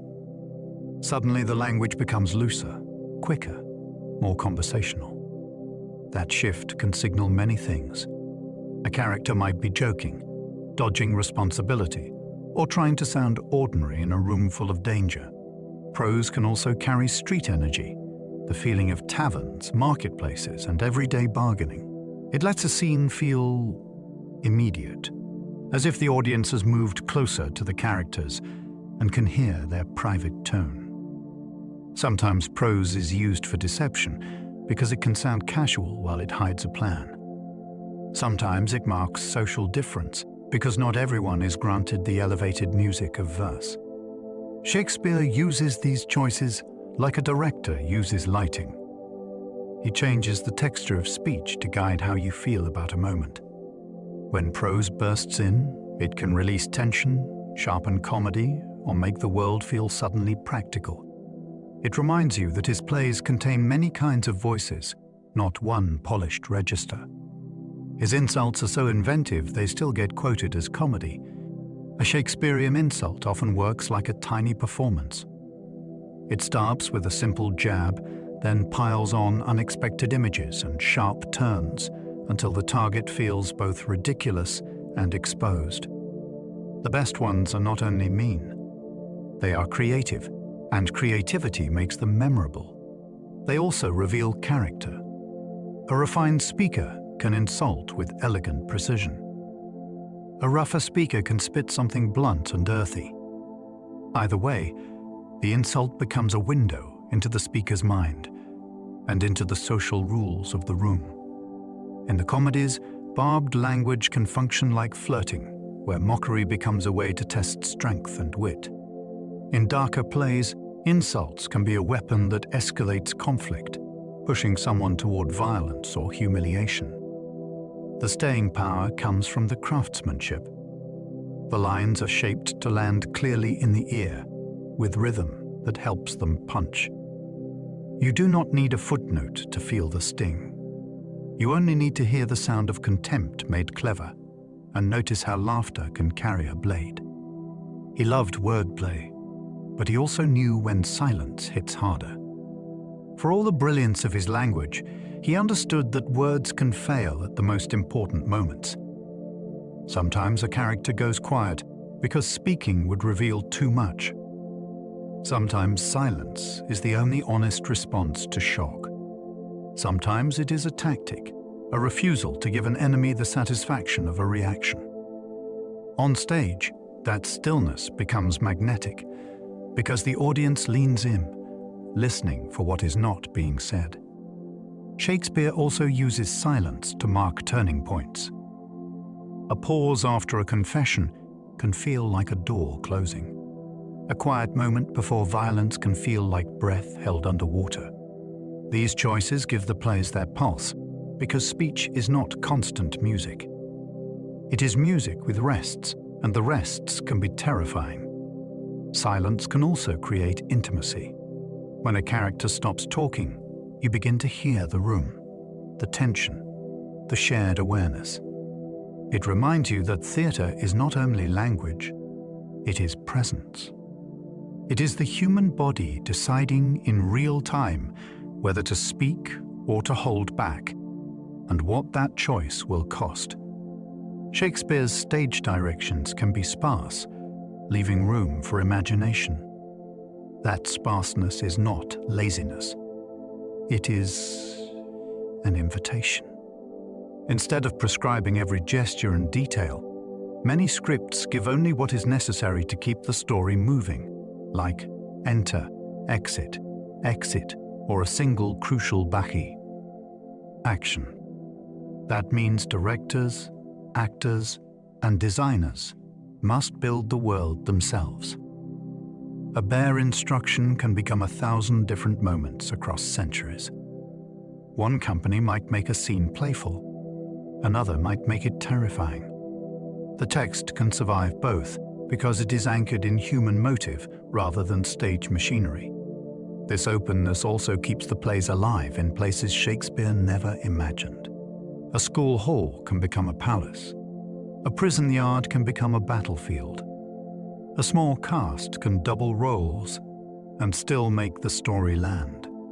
The audience becomes part of the creation too, because listening fills in what the eye cannot see. That is one reason these plays keep returning. They are not trapped in a single blueprint. They are built to be reinvented. He often begins scenes late, then exits early for speed. Many plays start a scene with greetings, explanations, and slow settling. Shakespeare often skips that. He drops you into the middle of tension, where something is already happening and you have to catch up. That creates immediate momentum, and it makes the audience lean forward. You become a listener who is active, not passive. Then, once the point of the scene has landed, he is willing to cut away quickly. Characters leave, news arrives, and the story surges into the next problem before comfort sets in. This approach can feel surprisingly modern. It resembles quick cutting in film, where you arrive late and depart early because the story trusts you to keep up. It also keeps performances sharp, especially in a public theatre where distraction is always nearby. Speed is not only excitement, it is clarity. When scenes do not wander, stakes stay bright. Each moment feels chosen, and each transition feels like a turning of the wheel. Soliloquies let audiences hear thoughts that no one else can. A soliloquy is like being handed a key to a locked room. The character steps out of the social performance and speaks what cannot be said aloud to others. That changes the relationship between audience and stage. You stop being an observer and become a confidant. You hear fear being argued with. You hear temptation being negotiated. You hear self-deception forming in real time. This technique also creates suspense, because you can know a plan before it unfolds, or you can watch someone talk themselves into a choice you dread. Sometimes the speech is an attempt at honesty. Sometimes it is a performance aimed at the self, where the character tries to sound brave while the voice keeps cracking. Soliloquies also make tragedy sharper, because you can see the moment a person could turn back, and you can hear why they do not. That intimacy is one reason Shakespeare feels so psychologically close. The plays do not only show what people do, they let you hear why they do it, even when the reasons are messy. He uses letters and messengers to twist plots with sudden news. On a stage with limited scenery, information becomes a special effect. A sealed letter can change everything with a few spoken lines. A messenger can run in breathless, and the entire direction of a story can pivot. Shakespeare uses this device to create urgency, because news arrives like weather, sudden and unstoppable. It also allows irony. The audience can watch characters make decisions with incomplete knowledge, while the truth is already on its way in someone's hand. Letters can be intercepted, delayed, forged, or misunderstood, and each possibility turns communication into suspense. This is not only plot mechanics. It is a window into a world where distance mattered. If you needed to reach someone, you relied on bodies moving through roads, gates, and danger. That vulnerability makes the drama feel real. It is easy to forget how fragile information once was until a single message arrives too late. Shakespeare makes that lateness devastating, and he makes that arrival thrilling. Many speeches build through repetition, creating momentum like waves. Repetition can sound simple, yet it can move an audience like a drum. Shakespeare uses repeated words and structures to gather force, especially when a character is persuading, pleading, or pushing back against fear. Each return to the same phrase feels like another step forward. It can sound like conviction growing. It can also sound like desperation, as if the speaker is trying to convince themselves as much as anyone else. This technique works beautifully for listening, because the ear catches the pattern and rides it. The audience knows what is coming next, and that expectation creates power when the next line lands. Repetition can also sharpen meaning. A word spoken once can be ignored. A word spoken again begins to glow. Spoken a third time, it becomes unavoidable. That is how a speech can feel like it is building its own weather, with pressure rising and release arriving at just the right moment. Shakespeare understood that persuasion is not only logic, it is rhythm. It is the body responding to pattern, and then calling that response belief. He repeatedly returns to time and how it changes everything. Time is one of his quiet obsessions, and it appears in many forms. Sometimes it is a thief that steals youth and certainty. Sometimes it is a healer that softens sharp grief. Sometimes it is a judge that reveals what a person truly is. Characters rush against it, and they also waste it, and they often discover too late that it cannot be negotiated with. This focus keeps the plays feeling universal, because everyone understands the pressure of passing days. A romance can turn on a missed moment. A kingdom can fall because someone waited too long. A reconciliation can feel miraculous because years have carried people far from their mistakes. Shakespeare also shows how time changes memory. What once felt unbearable can become a story. What once felt glorious can become shame. That shifting perception is part of his realism. Life is not only what happens, it is what happens, then what it becomes when time has had its say. That is why his stories can feel like mirrors held up to a whole lifetime, not just a single dramatic event. He writes vivid weather, even when the stage shows none. In his theatre, the sky could not change with lighting cues and projections. Yet storms rage, heat presses down, and cold bites through clothing, all because the language makes you feel it. Weather becomes more than atmosphere. It becomes a partner to emotion. a thunderous night can echo guilt. A biting wind can reflect abandonment.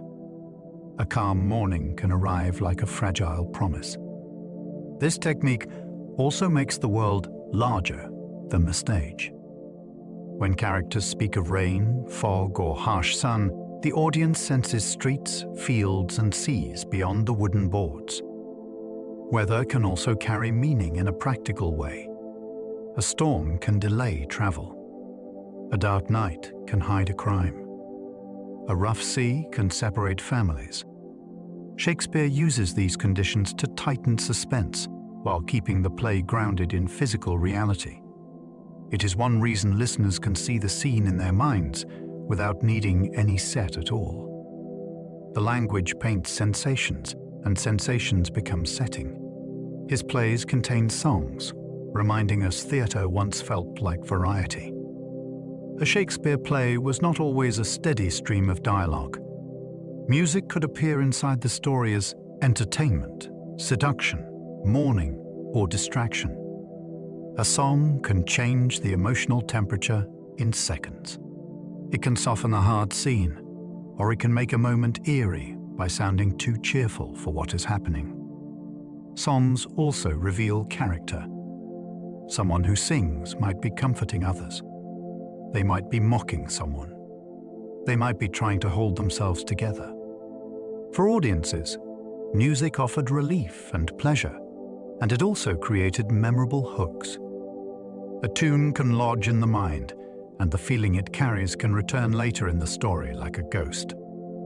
This reminds us that early modern theatre was closer to an event than a lecture. It included laughter, music, movement, and surprise. That variety helped keep a mixed crowd engaged.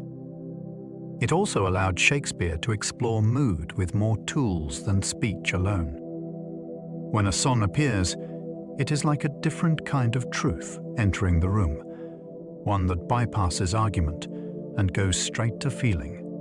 The Scottish play Superstition grew from real stage accidents and fear. Theatre people can be practical, and they can also be deeply superstitious.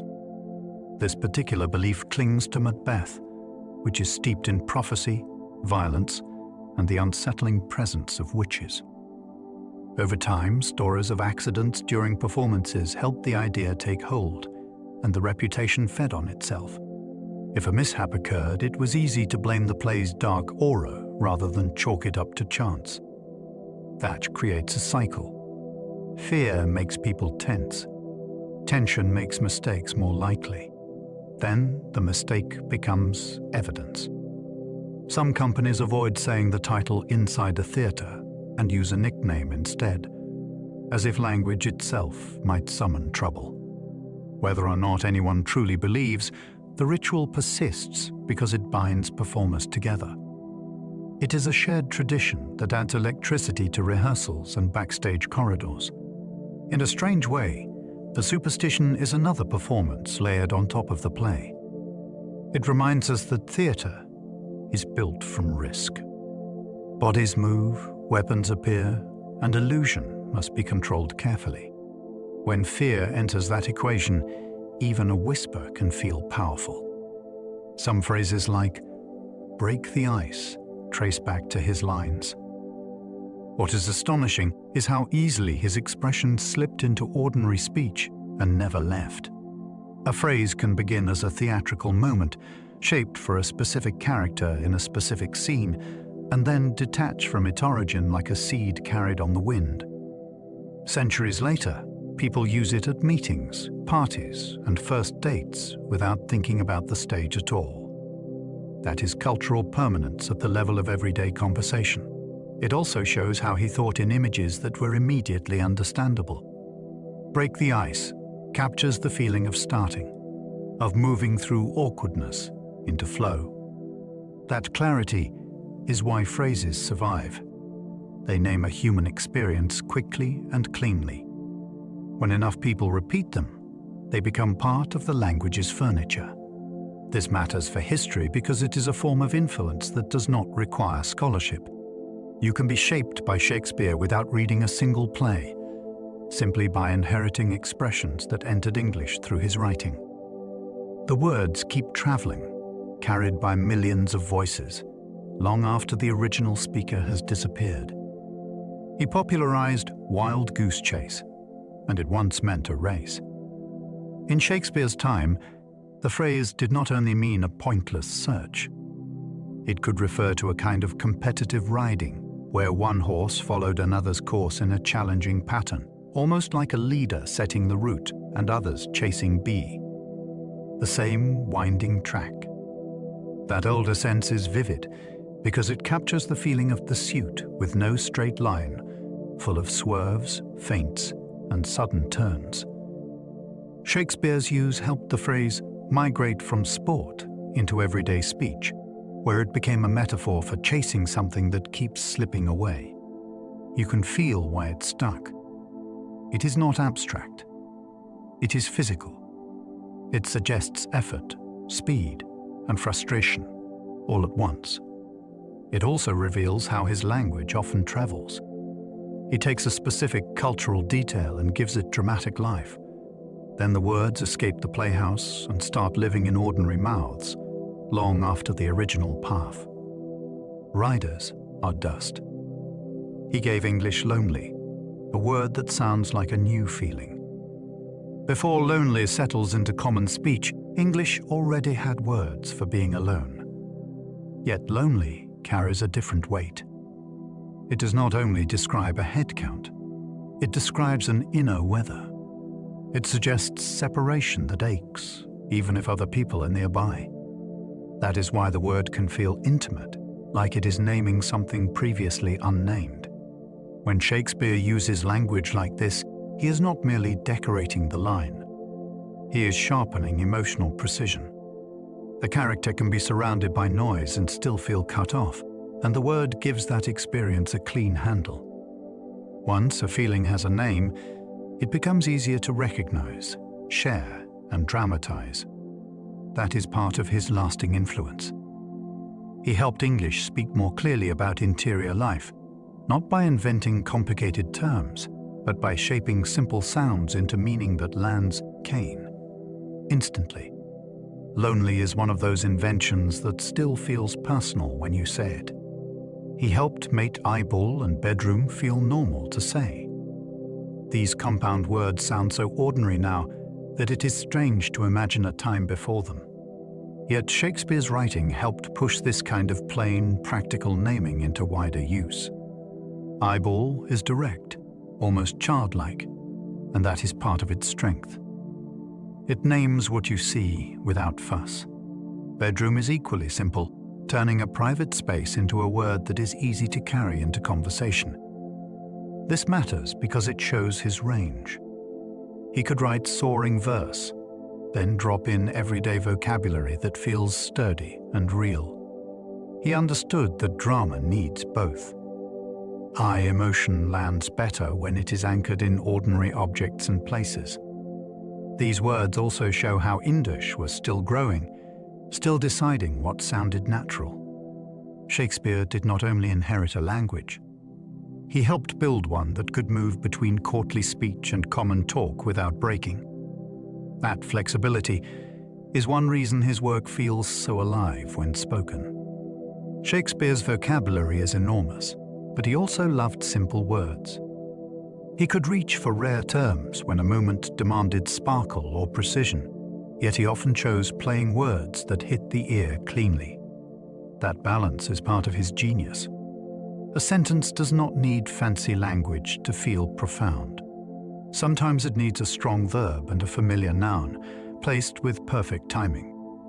He also understood that audiences in a busy playhouse could not rewind. If a line is too tangled, meaning is lost. So even when the ideas are complex, the phrasing often stays clear, like a lamp held close to the face. This is why his writing can feel both intelligent and accessible. It invites you in rather than shutting you out. Simple words also carry emotional honesty. They sound like what a person might say when they are frightened, in love, or furious. Because in those moments, people often stop the forming and start speaking plainly. Shakespeare made that plainness powerful, and he proved it can sit beside poetic beauty without losing force. He borrowed freely because Renaissance writers treated sources as toolkits. In that era, originality often meant transformation, not invention from nothing. A writer might take a known tale, a historical account, or a translated story and treat it as raw material, then reshape it for a new audience and a new purpose. Shakespeare worked inside that culture with confidence. Borrowing gave him speed, and it gave him a foundation sturdy enough to build daring scenes on top. The creativity shows in what he changes. He can deepen the minor character until they steal attention. He can shift emphasis so a familiar plot suddenly feels like a new moral question. He can heighten suspense by rearranging events, and he can sharpen themes by choosing what to spotlight. This approach also connects into a long chain of storytellers, which makes his work feel less like a solitary monument and more like a living conversation. Across generations, the plays remind us that art often grows by reworking what came before, then sending it forward in a new form. He set plays in Italy to explore danger at a safe distance. Italy carried a reputation in English imagination as glamorous, sophisticated, and sometimes morally risky. Setting a story there that Shakespeare examined betrayal, ambition, and sexual politics without pointing directly at his own neighbors. A foreign location can act like a mask. It gives permission to exaggerate, to test ideas, and to show extremes, while still feeling plausible. Italian cities also offered built-in drama. They were associated with merchant wealth, strict family honor, secret plots, and legal complexity, all of which make excellent theatre. By moving the action abroad, Shakespeare could explore how money and desire shape behavior, and how public reputation can become a trap. The audience could enjoy the thrill of distance while still recognizing the human patterns underneath. That is the cleverness.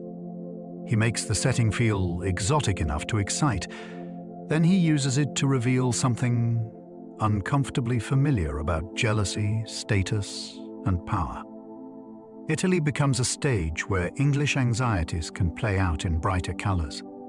Verona, Venice, and Rome became stages for English anxieties and dreams. Each city carries a different charge. Verona can feel like a place where family loyalty hardens into violence, and where young love finds itself trapped by old grudges. Venice can feel like a hub of contracts, bargains, and social boundaries, where wealth and suspicion circulate together. Rome can feel like the grand arena of politics, honor, and public image, where speeches can move crowds and pride can topple leaders. These places were not simply backdrops. They were emotional instruments. Shakespeare uses them to explore what his audience feared and desired, from social chaos to romantic freedom to political upheaval. The fascination is how these settings became permanent in global imagination through theatre. Many people picture these cities through Shakespeare before they ever encounter maps or history books. The plays help turn real locations into symbolic worlds, each with its own rules and dangers. That blend of geography and storytelling is a powerful kind of cultural magic because it makes distant places feel personally meaningful, even to audiences who never leave home. He wrote for specific actors, including a famous clown named Kemp. Elizabethan theatre was built around real people with real strengths, and Shakespeare wrote with those strengths in mind. Will Kemp was celebrated for comic performance and physical humor, and a writer who knows that can craft moments that invite improvisation, bold timing, and crowd interaction. Writing for a particular actor is like composing for a particular voice. You shape the rhythm to match how they land a punchline, how they turn a glance, and how they hold a pause while the audience catches up. This also means the plays were living documents, tuned to the company that performed them. A role could be built to showcase a performer's speed, warmth, or mischief, which makes the comedy feel effortless when done well. It is also a reminder that Shakespeare was not creating for an abstract reader. He was creating for a troupe with personalities, rivalries, habits, and skills. The stage was his laboratory, and the actors were his instruments. When he wrote for someone like Kemp, he was writing for laughter he could already hear coming. Later, clowns shaped different kinds of jokes, shifting the company's style. When a troupe changes its star comedian, the whole flavor of comedy can change with it. A clown known for broad physicality invites different scenes than a clown known for verbal finesse or sly irony. As performers came and went, Shakespeare's company adapted, and the plays reflect that adaptability. Some comic roles feel built for improvisational swagger, where the performer can stretch a moment and play with the crowd. Others feel more text-driven, where the humor depends on timing within the lines and the sharpness of language. This shifting style matters because it shows theatre as an evolving ecosystem, not a fixed museum. Audience tastes change. Actors age. New talents arrive with new instincts. A playwright who wants to keep crowds returning must listen and adjust. That practical reality helped keep Shakespeare's work varied. He could write comedy that is loud and earthy, and he could also write comedy that is subtle, musical, and quick. The company's changing clowns were part of what kept that variety alive, because each performer pulled the writing toward a new kind of sparkle. The role of Falstaff became so beloved, audiences demanded more. Falstaff is larger than a side character. He is a force of personality, full of wit, appetite, and shameless invention. He can boast, charm, dodge blame, and turn cowardice into a story that sounds almost heroic, at least for a moment. Audiences responded to that energy because it feels like life refusing to be solemn. The character also complicates the world around him. He makes questions of honor sound suspicious, and he makes friendship feel both real and exploitative. When viewers wanted more of him, it revealed something important about public taste. People did not only crave noble heroes, they also craved flawed companions who made them laugh and think at the same time. The demand for Falstaff also shows how theatre could function like today's fandom, with spectators attaching to a character so strongly that they wanted sequels. Shakespeare and his company listened, and the character's continued presence became part of the cultural phenomenon. Falstaff proved that a comic figure could become a star powerful enough to reshape what a playwright chose to write next. Queen Elizabeth's era prized theatre, but it also censored political risk. The stage was loved, and it was watched. Londoners poured into playhouses, yet the government understood that a crowd stirred by a story could become a crowd stirred by ideas. That meant theatre lived in a strange balance, celebrated as entertainment while treated as a potential spark. Playwrights learned to feel the boundaries without always seeing them. A line about kingship could be thrilling, and it could also be dangerous. A joke about authority could sound harmless, yet land too close to home. Companies therefore had to think like tightrope walkers. They wanted boldness, because boldness sold tickets, but they also wanted survival. This pressure shaped the art. It encouraged indirection, double meanings, and settings that created distance. It also made the theatre feel alive in a particular way. Every performance carried a faint edge of risk, as if the audience and actors were sharing a secret in public. The master of the revels could cut scenes before they reached crowds. Before a play could be performed, it could be examined by an official whose job was to protect public order and royal dignity. That meant a script was not only a creative object, it was also a document that might be altered by someone outside the company. Lines could be removed, scenes could be softened, and topics could become forbidden overnight. Imagine writing a moment that feels essential, then watching it vanish with a stroke of authority. This system forced playwrights to become strategists. They learned to imply rather than announce, and to build meanings that could survive even if a passage was cut. The censorship process also reminds us how valuable theatre was considered. Authorities did not bother to police something that did not matter. They policed it because it reached people directly in a room full of shared emotion.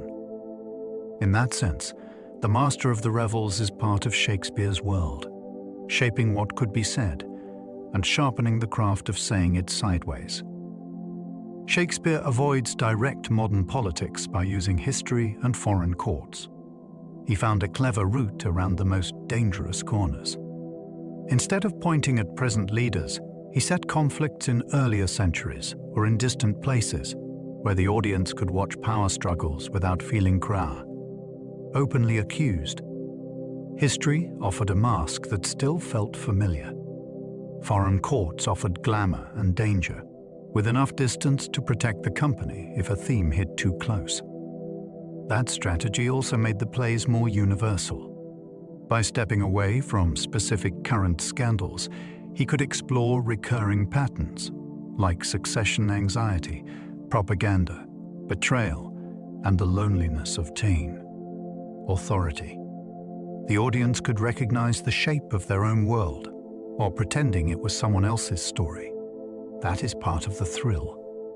It is political theatre that can deny being political, even as it asks sharp questions about who deserves power and what power does to the soul. The plays become safer on the surface and more subversive underneath.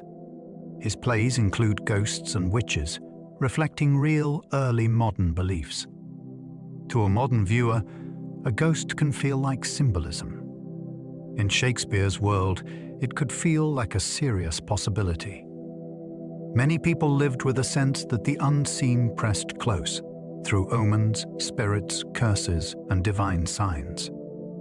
That belief gave supernatural figures dramatic authority. A ghost could turn a private suspicion into a demand for action. A witch could make ambition feel like destiny, which is far more tempting than choice. Shakespeare uses these elements to explore fear, guilt, and uncertainty, and he does it in a way that respects the emotional reality of belief. Even skeptical characters must respond, because the community around them is listening. Supernatural moments also gave audiences something unforgettable, a jolt of wonder that could carry moral weight. The result is theatre that moves on two tracks at once. It entertains with eerie spectacle, and it probes how humans behave when they think the universe is watching and whispering back. He shows law in action, from trials to contracts to banishment. Law in his plays is not a dry background detail.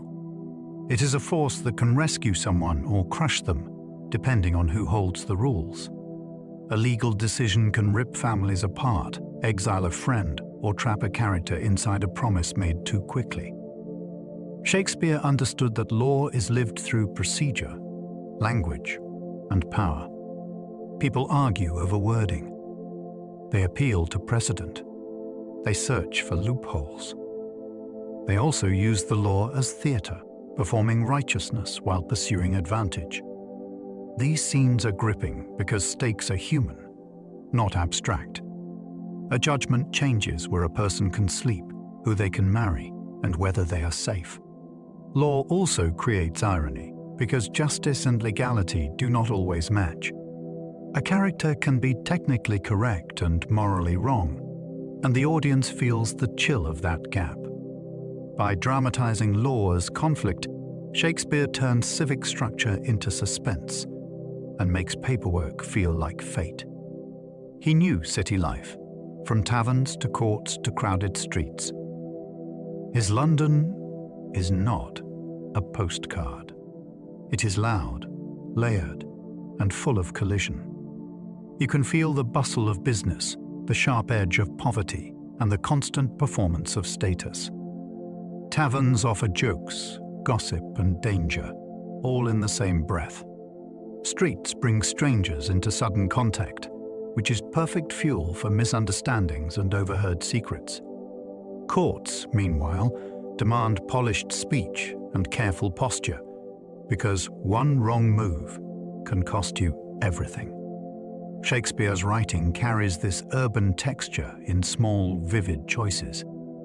Characters talk like people who have waited in lines, heard rumors, and watched fights break out. They know how quickly reputation travels and how easily a crowd can turn. This city awareness also helps his plays move fast. London taught him speed, surprise, and variety, because the city itself is never one mood for long. You can step from elegance into chaos in a few paces, and his scenes often feel like that. His work captures class tension and how status can snap. Shakespeare constantly reminds us that society is built on invisible agreements. Who speaks first?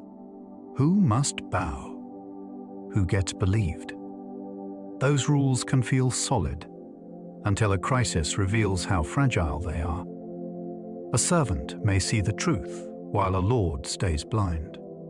A noble may lose wealth and discover how quickly respect disappears.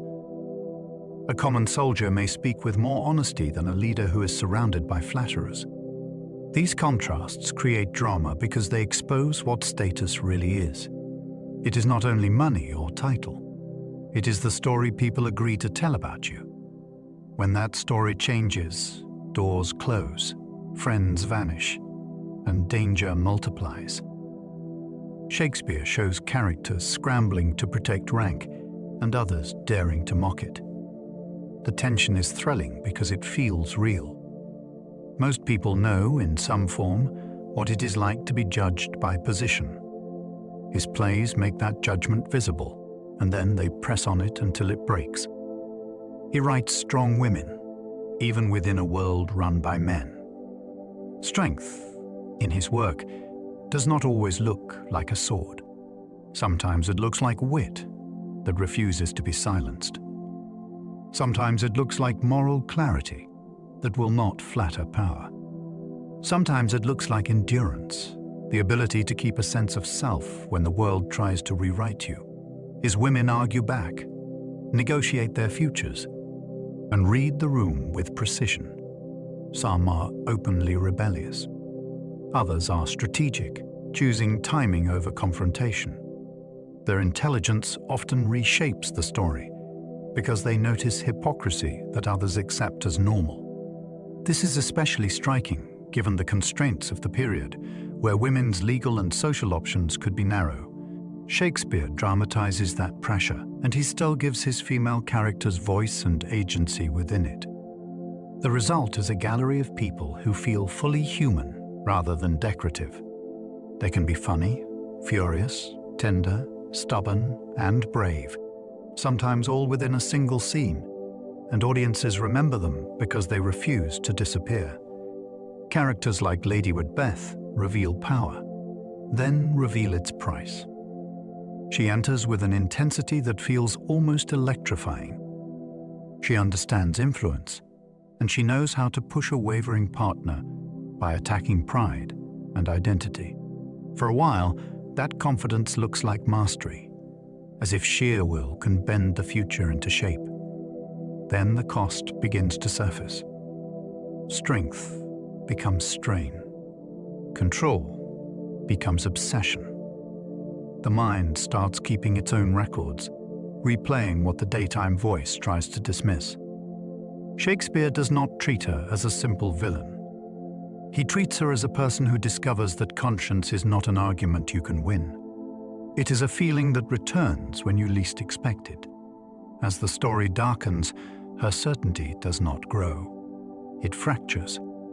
The audience watches a terrifying transformation, from commanding presence to a figure haunted by what cannot be undone. It is one of Shakespeare's sharpest portraits of psychological consequence, and it lingers because it shows how the hunger for power can end in a private ruin no crown can repair. Portia disguises herself, proving intelligence can outmaneuver authority. This moment is thrilling because it is a legal battlefield, and she walks onto it carrying both risk and skill. In a society that limits women's public power, she finds a route through disguise and preparation, then meets trained men on their own ground. What matters most is not costume. It is precision. She listens closely, she controls the tempo of the exchange, and she uses language like a lever, lifting the entire case with a few carefully chosen turns. The scene shows how authority often relies on performance, on robes, titles, and confident tone. Portia matches that performance, then surpasses it, revealing that the true power is understanding. It is also a story about courage under pressure. One mistake could expose her, yet she keeps going, calm and alert. The effect is exhilarating for listeners because it feels like watching a locked door open from the inside. She demonstrates that intellect can be a kind of daring, and that the smartest person in the room does not always wear the expected face. Shakespeare's name appears in several spellings, even in legal documents. In the early modern world, spelling was not a fixed system. It was more like a set of habits, and those habits changed from writer to writer. Clerks wrote what they heard. People accepted variation because consistency mattered less than identification. That is why you can find his surname recorded in different forms across documents, sometimes even within the same general period. It feels surprising today, because we treat names like locked labels. Back then, a name was more like a sound that could be dressed in different letters.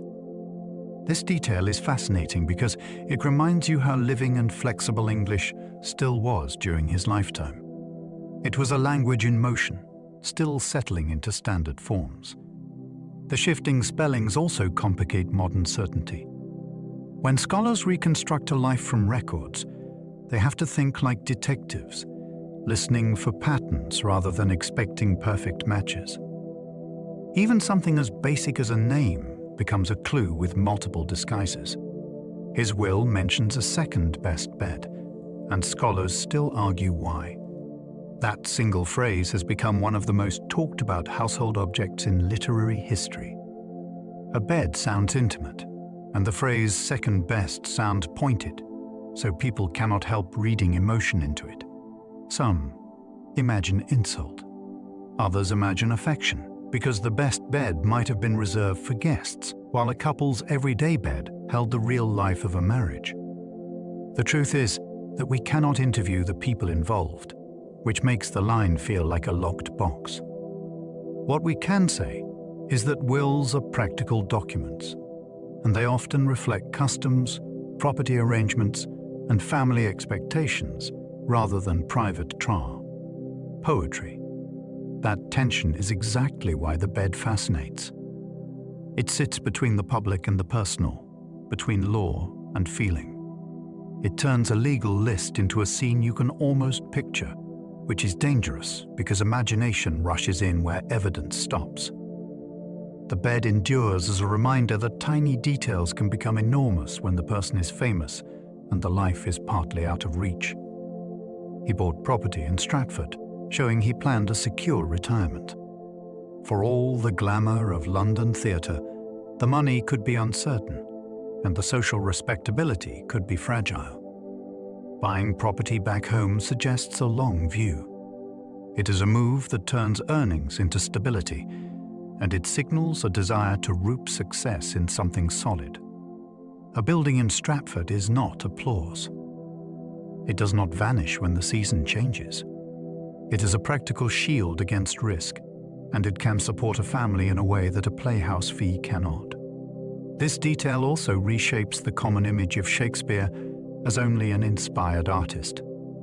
He was also a planner who understood that careers end, bodies age, and cities can be unforgiving. Stratford offered familiarity, status, and a quieter form of power. The idea of the playwright investing in bricks and land is compelling because it connects the myth to ordinary human thinking. Even geniuses worry about tomorrow, and they make choices meant to keep the future from biting too hard. He died in the year 1616 and was buried at Holy Trinity. It is striking to think of the world's most famous playwright ending where he began, in the town that raised him. His burial at Holy Trinity Church places him inside a local space of worship, memory, and community, not in a grand national monument. That fact can feel almost intimate.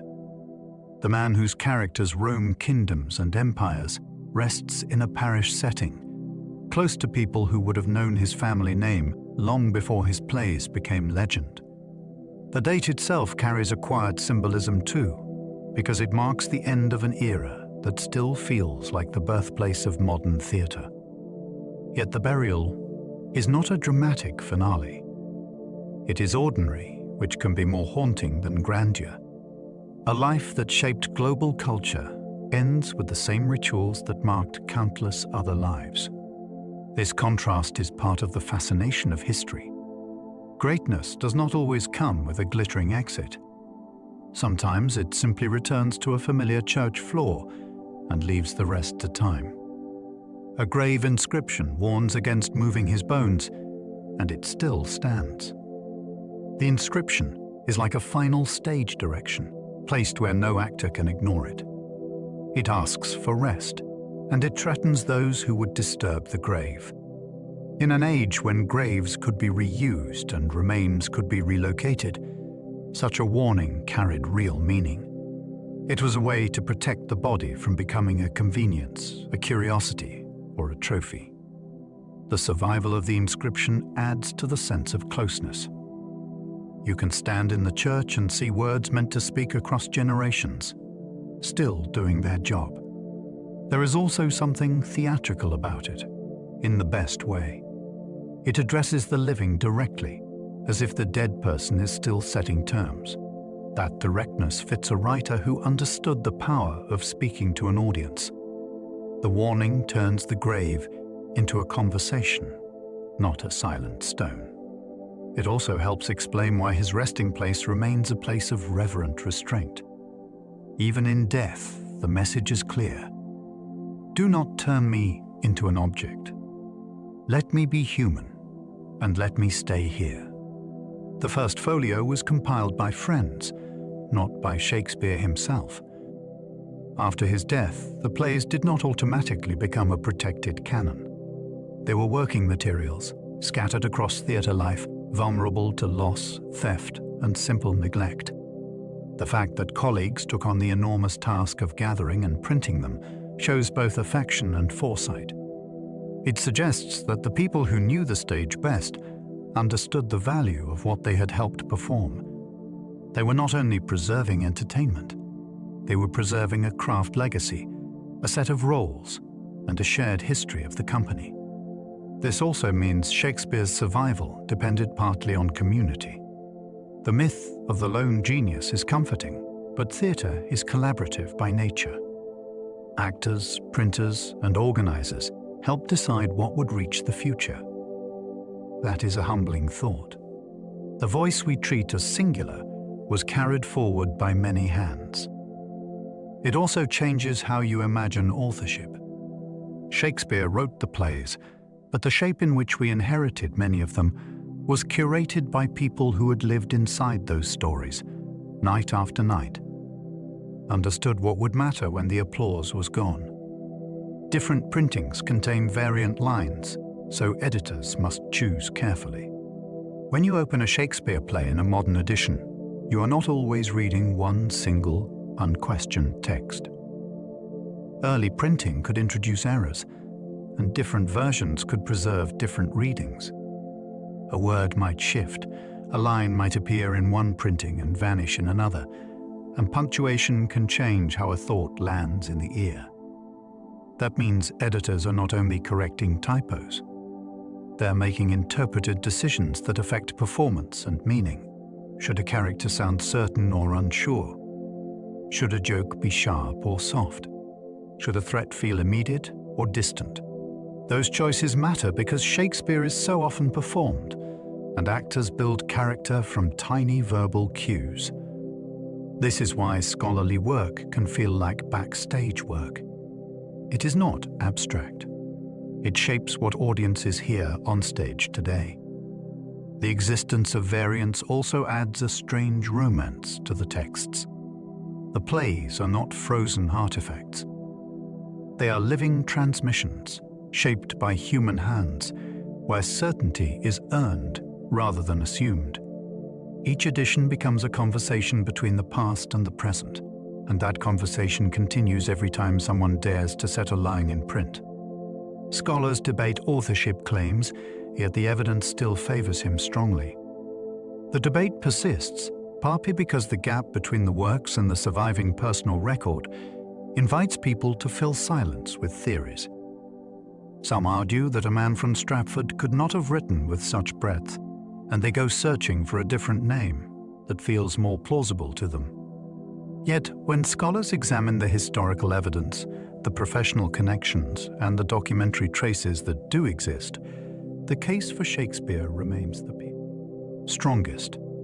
The plays fit the world he is known to have inhabited, and the references by contemporaries point to him as the writer. The fascination here is not only the answer. It is what the debate reveals about human psychology. People often struggle to accept that extraordinary achievement can come from ordinary origins, through talent, opportunity, and relentless work. Authorship theories can become a way of protecting a certain idea of genius, making it feel like it must belong to the elite. That is why the discussion continues, even when the mainstream scholarly conclusion stays steady. The controversy becomes part of the cultural afterlife, not because the evidence is truly equal, but because the story of Shakespeare is so powerful that some minds cannot bear for it to be simple.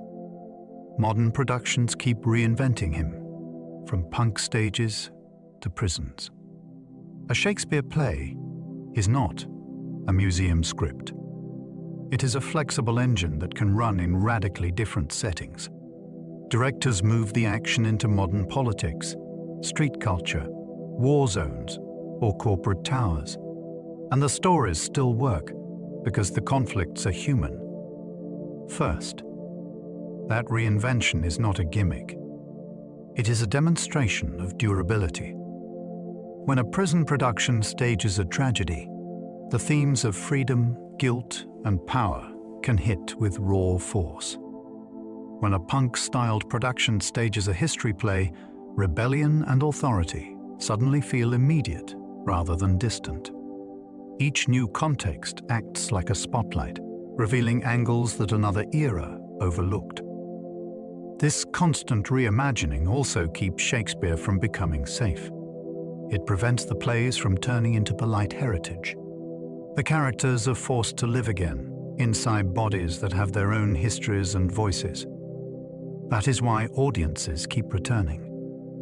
You are not only watching an old story, you are watching a present moment collide with an old text, and you can feel sparks where they meet. 4 centuries on, Shakespeare remains a living experiment in human nature. What makes him endure is not only fame or tradition, it is usefulness. When people want to explore jealousy, ambition, forgiveness, or the ache of being misunderstood, his characters offer test cases that still feel true. Each generation asks new questions, then finds that the plays can answer without changing their core. That is what a living experiment means. The text stays, but the interpretation evolves, and the results keep surprising us. A villain can look charming in one era and pathetic in another. A hero can look noble in one production and reckless in the next. Those shifts do not prove the plays are vague. They prove the plays are deep enough to hold multiple truths about the same human impulse. That depth invites return visits. You can hear the same story at different ages and feel different parts of it wake up. In that way, Shakespeare becomes less like a monument and more like a mirror, one that keeps adjusting as society changes. The experiment continues every time a new audience gathers, listens, and recognizes themselves. As we come to the end of this journey, it is worth pausing to notice just how far we have wandered together. From a small market town to crowded playhouses. from candlelit stages to words that still move through our lives. We have traced a life shaped by ambition, uncertainty, laughter, grief, and imagination, and we have watched those experiences turn into stories that refuse to stay still. Kings rose and fell. Lovers whispered and waited. Fools spoke wisdom. Ghosts lingered. Language itself stretched, settled, and learned how to carry the weight of being human. Shakespeare's world was busy, noisy, and often uncertain. Yet out of it came plays and poems that feel strangely close, as if they were written with tomorrow in mind. That closeness is part of the wonder. His stories do not sit behind glass. They breathe. They change with each voice that speaks them, and each listener who leans in. Now you can allow those voices to soften and drift. Let the crowds fade from the playhouse. Let the words rest where they have landed. There is nothing more you need to remember or hold on to. The journey has been taken, and it is safe to let it settle. If you have enjoyed this slow walk through history, you might like to continue with another video, waiting quietly for you on the screen if sleep has not yet arrived. And if these stories have brought you comfort or curiosity, a like, a subscription, or a quiet comment helps this channel reach others who are searching for the same calm. For now, let your breathing ease. Let the day loosen its grip. The stage lights are dimming and the curtain is gently closing. Sleep well and good night.